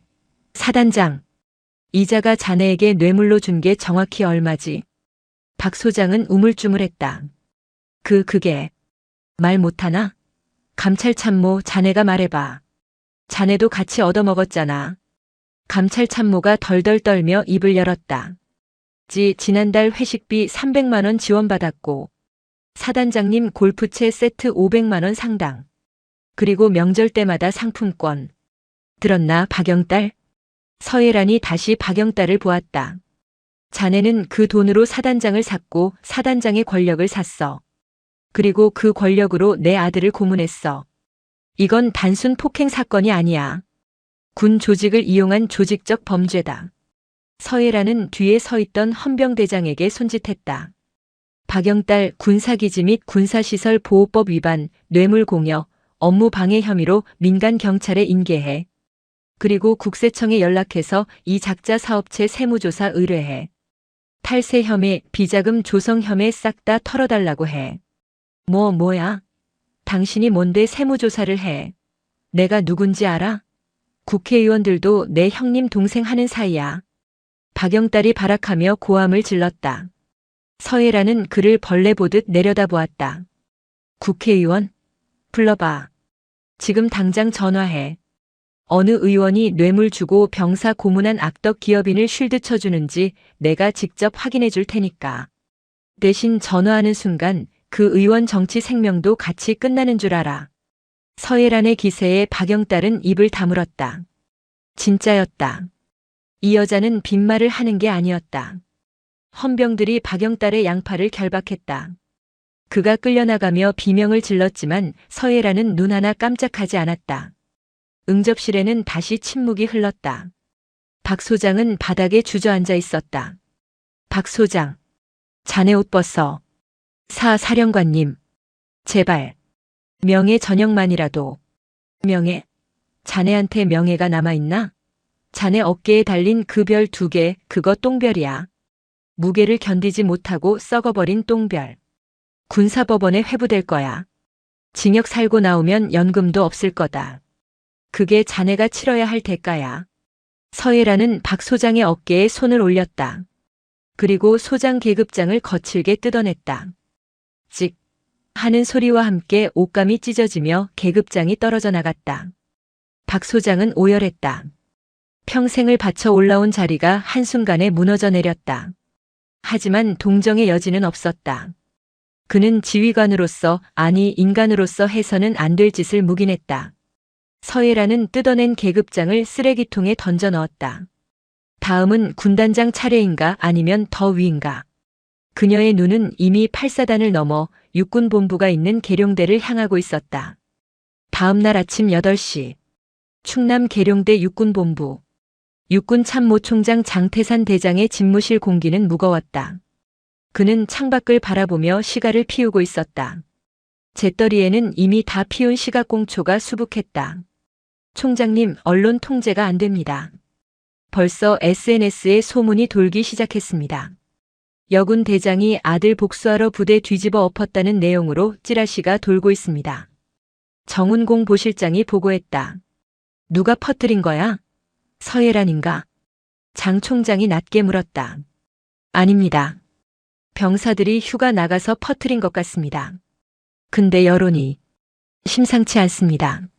사이다라며 서 사령관을 옹호하는 여론이 압도적입니다.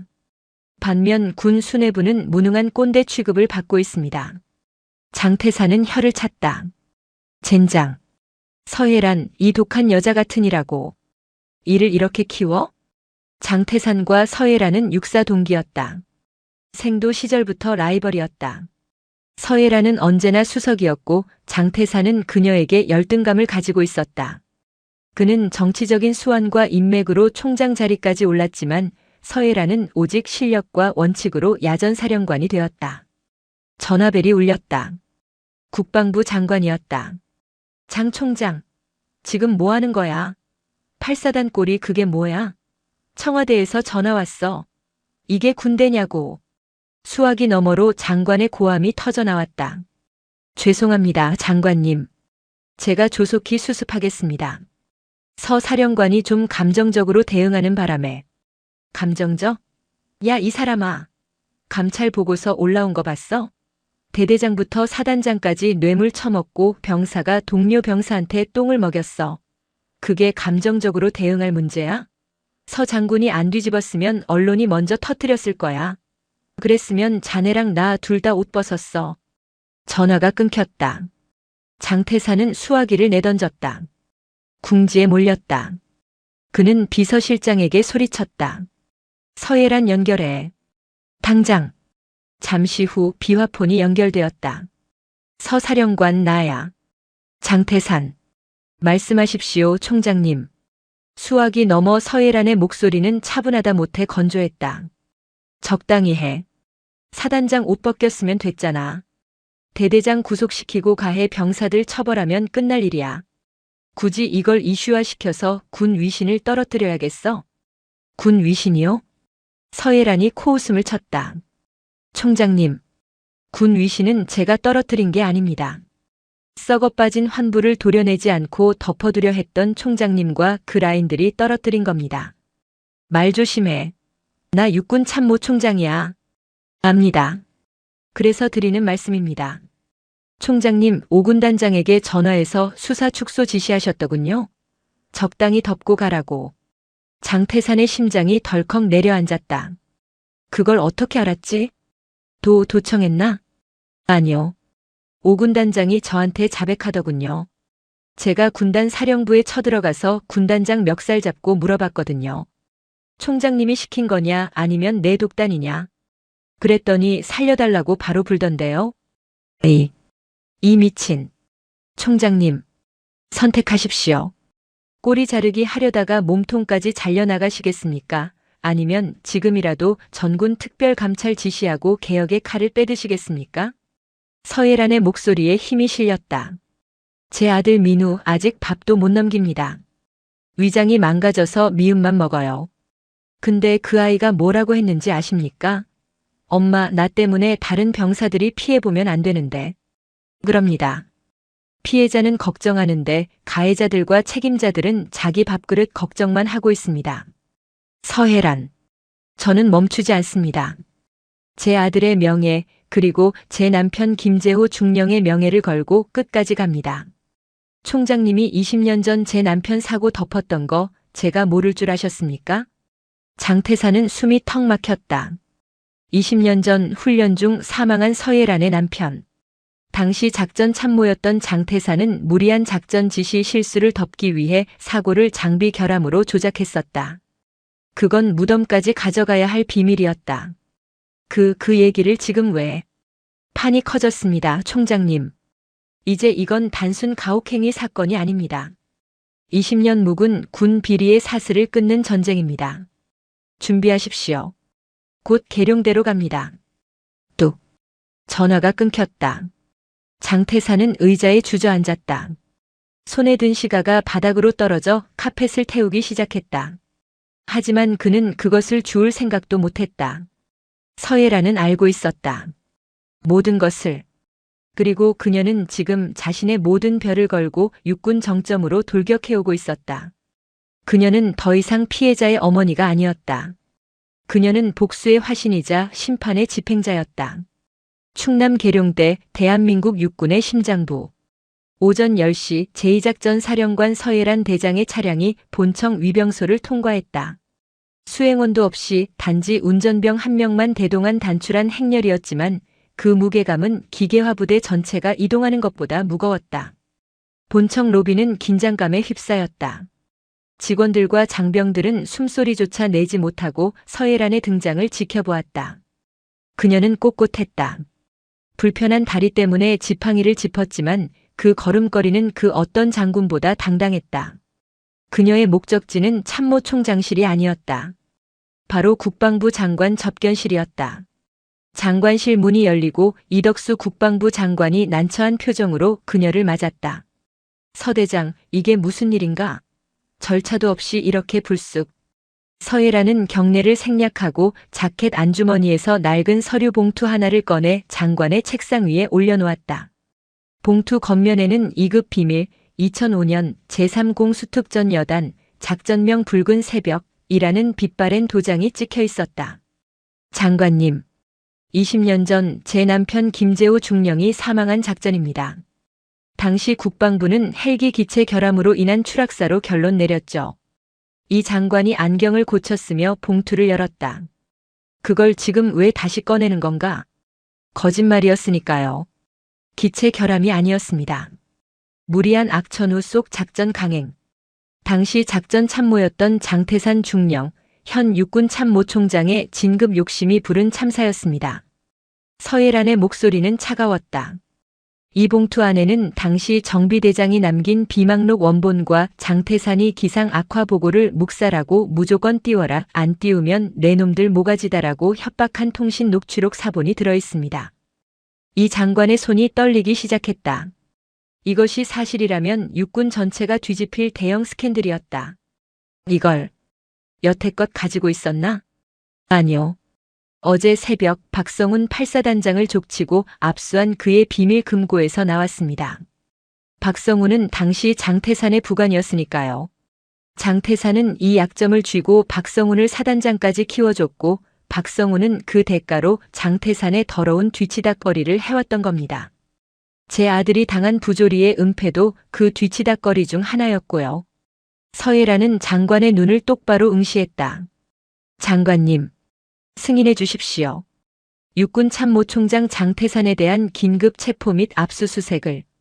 서대장, 상대는 현직 참모총장이야. 군이 쪼개질 수도 있어. 군은 이미 썩어 문드러져 쪼개지기 직전입니다. 썩은 살을 도려내지 않으면 다 죽습니다. 장관님도 선택하십시오. 20년 전의 공범으로 남으시겠습니까? 아니면 개혁의 지휘관으로 역사에 남으시겠습니까? 침묵이 흘렀다. 이 장관은 마른 침을 삼켰다. 서예란의 눈빛은 타협을 모르는 칼날이었다. 그는 떨리는 손으로 서류에 서명했다. 자네 마음대로 해. 대신 실패하면 자네도 끝이야. 감사합니다. 실패는 없습니다. 서예란은 서류를 챙겨 들고 돌아섰다. 이제 사냥을 끝낼 시간이었다. 같은 시각 육군 참모총장실. 장태산 대장은 불안감에 손톱을 물어뜯고 있었다. 박성훈 사단장과는 연락이 두절되었고 국방부 장관실로 서예란이 들어갔다는 보고를 받았다.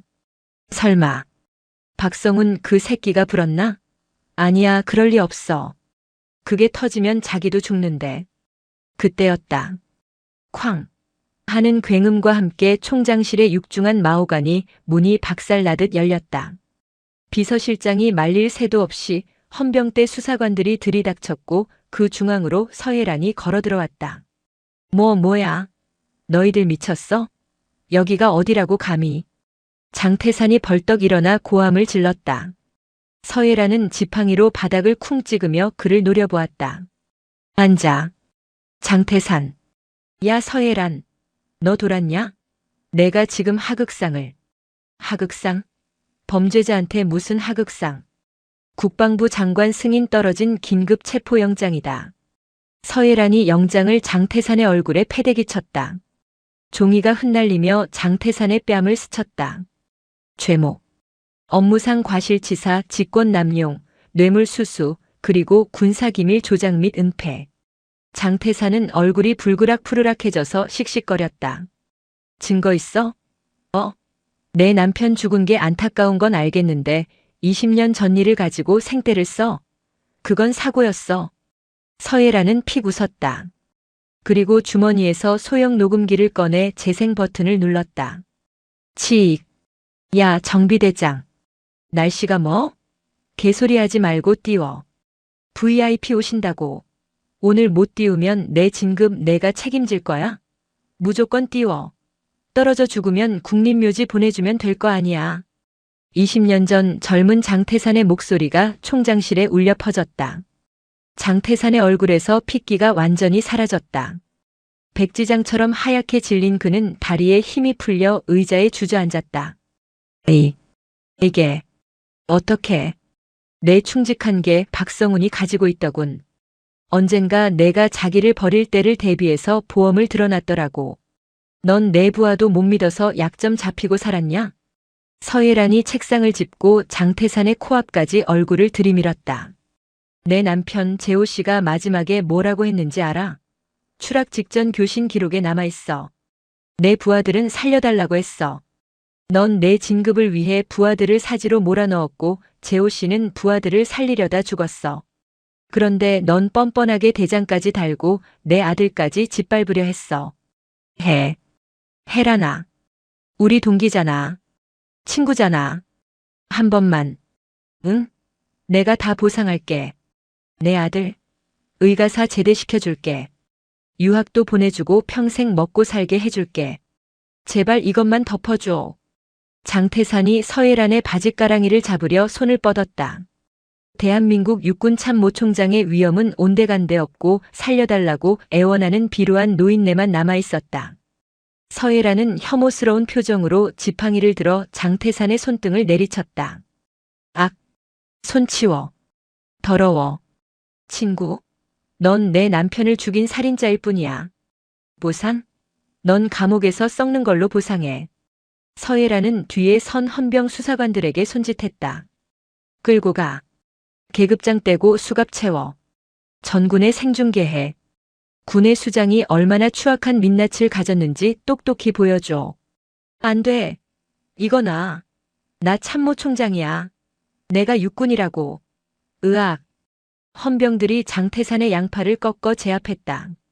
그의 어깨에 달려있던 별 4개가 헌병의 손에 의해 거칠게 뜯겨나갔다. 그는 발버둥 쳤지만 소용없었다.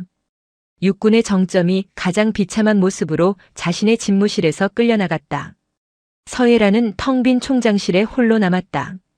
그녀는 남편의 사진이 들어있는 로켓 목걸이를 꺼내주었다. 보고 있어, 여보? 다 끝났어. 당신 억울한 거 내가 다 풀었어. 그녀의 눈에서 참았던 눈물이 한 방울 바닥으로 툭 떨어졌다. 장태산의 체포 소식은 핵폭탄급 충격이었다. 모든 언론이 속보를 쏟아냈다. 육군 참모총장 긴급 체포. 20년 전 은폐 사건 드러나. 서예란 대장의 사이다 참교육. 부패한 군 수뇌부 일망타진. 아들 지키려다 군대 바꾼 엄마. 국민 영웅 등극. 여론은 들끓었다. 국민들은 서예란에게 열광했다. 국방부 장관으로 추대하자 서예란을 대통령으로 같은 댓글이 수만 개씩 달렸다. 반면 장태산과 그 라인에 섰던 장군들은 줄줄이 소환되었다. 군사법원 앞은 매일같이 시위대와 취재진으로 북새통을 이뤘다. 군 검찰은 장태산에게 사형을 구형하지는 못했지만 군형법상 가능한 최고 형량인 무기징역을 구형했다. 1심 판결이 있던 날 법정은 발 디딜 틈이 없었다. 피고인석에 선 장태산은 수의를 입고 삭발한 상태였다. 그는 재판 내내 고개를 들지 못했다. 방청석 맨 앞줄에는 사복을 입은 서예란이 앉아 있었다. 그녀는 장태산의 몰락을 끝까지 지켜보겠다는 듯 시선을 떼지 않았다. 피고인 장태산. 징역 20년. 불명예 전역 및 연금 박탈. 판사의 주문이 떨어지는 순간 법정 안에서 환호와 박수가 터져나왔다. 장태산은 무너져 내렸다. 그는 끌려나가며 서예란을 향해 무언가 소리치려 했지만 교도관들에게 입이 막힌 채 사라졌다. 함께 기소된 박성훈 전 8사단장은 징역 7년, 가혹행위 가해자 박철수 전 병장은 징역 3년을 선고받았다. 솜방망이 처벌이 관행이었던 군사재판의 역사가 바뀌는 순간이었다. 재판이 끝나고 법원을 나서는 서예란에게 수백 개의 마이크가 들이밀어졌다. 사령관님, 판결에 대해 한 말씀 부탁드립니다. 앞으로의 거취는 어떻게 되십니까? 서예란은 잠시 카메라를 응시했다. 수많은 플래시 세례 속에서도 그녀는 담담했다. 정의가 살아있음을 증명한 판결입니다. 하지만 승리라고 생각하지 않습니다. 군은 국민의 신뢰를 잃었고 상처 입은 제 아들과 수많은 피해 장병들의 고통은 여전합니다. 저는 제가 할 일을 다 했습니다. 그녀는 더 이상의 말을 아끼고 차에 올랐다.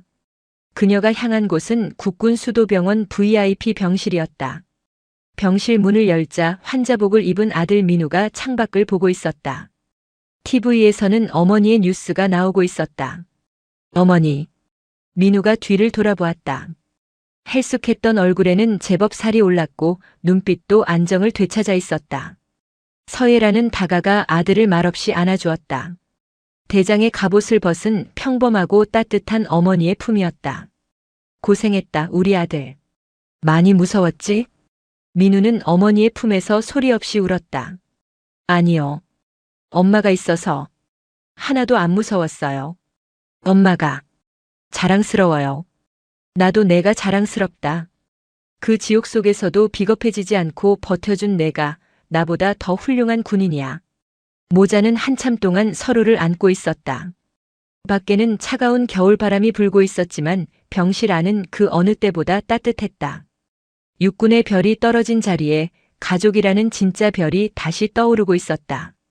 1년 후, 어느 화창한 4월의 봄날, 국립대전현충원. 따스한 햇살이 비석들을 비추고 있었다. 벚꽃이 흩날리는 묘역 한쪽에 한 중년 여성과 건장한 청년이 서 있었다. 서예라는 군복이 아닌 편안한 베이지색 트렌치코트를 입고 있었다. 그녀의 다리는 재활치료 덕분에 더 이상 지팡이가 필요 없을 정도로 호전되어 있었다. 옆에 선 강민우는 말끔한 정장 차림이었다. 그는 복학하여 법대생으로 돌아가 있었다. 묘비명 육군 중령 김재호의 묘. 정의를 위해 날다. 서예라는 묘비 앞에 하얀 국화 꽃다발을 내려놓고 챙겨온 소주 한 잔을 따랐다. 여보, 오랜만이야. 잘 지냈어? 그녀는 비석을 손으로 쓸어내렸다. 차가운 돌의 감촉이 아닌 남편의 온기가 느껴지는 듯 했다. 나 지난달에 전역했어. 장관님이 말리셨지만 미련 없이 나왔어. 당신 복수도 했고 민우도 지켰으니까. 이제 군대는 후배들에게 맡겨야지. 나 이제 백수야. 당신이 꿈에 나와서 용돈 좀 줘야겠는데? 서예란이 쓸쓸하지만 편안한 미소를 지었다. 민우가 절을 올리고 일어섰다. 아버지, 저 민우예요. 저 이번 학기 장학생 됐어요. 나중에 사법고시 패스해서 아버지처럼 어머니처럼 억울한 사람 없는 세상 만드는 법조인 될게요. 지켜봐 주세요. 바람이 불어와 벚꽃잎들이 비석 위로 춤추듯 내려앉았다. 마치 김재호 중령이 아내와 아들의 머리를 쓰다듬어 주는 것 같았다. 가자, 민우야. 배고프다. 엄마가 맛있는 거 사줄게. 서예란이 아들의 팔짱을 꼈다. 뭐 드시고 싶으세요? 제가 알바비 받은 거 있는데 제가 살게요. 오, 진짜? 우리 아들 다 컸네. 그럼 비싼 거 먹어야지. 짜장면? 에이, 엄마. 저녁 기념인데 고기 썰어야죠. 하, 그래. 스테이크 썰러 가자.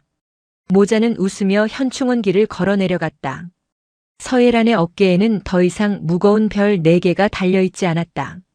하지만 그녀의 등 뒤로 비치는 햇살은 그 어떤 훈장보다 찬란하게 빛나고 있었다. 그녀의 전쟁은 끝났다. 차가운 겨울 폭풍이 휩쓸고 간 자리에 비로소 따뜻하고 평온한 봄이 찾아왔다. 그것이 그녀가 그토록 지키고 싶었던 평범하지만 위대한 일상이었다.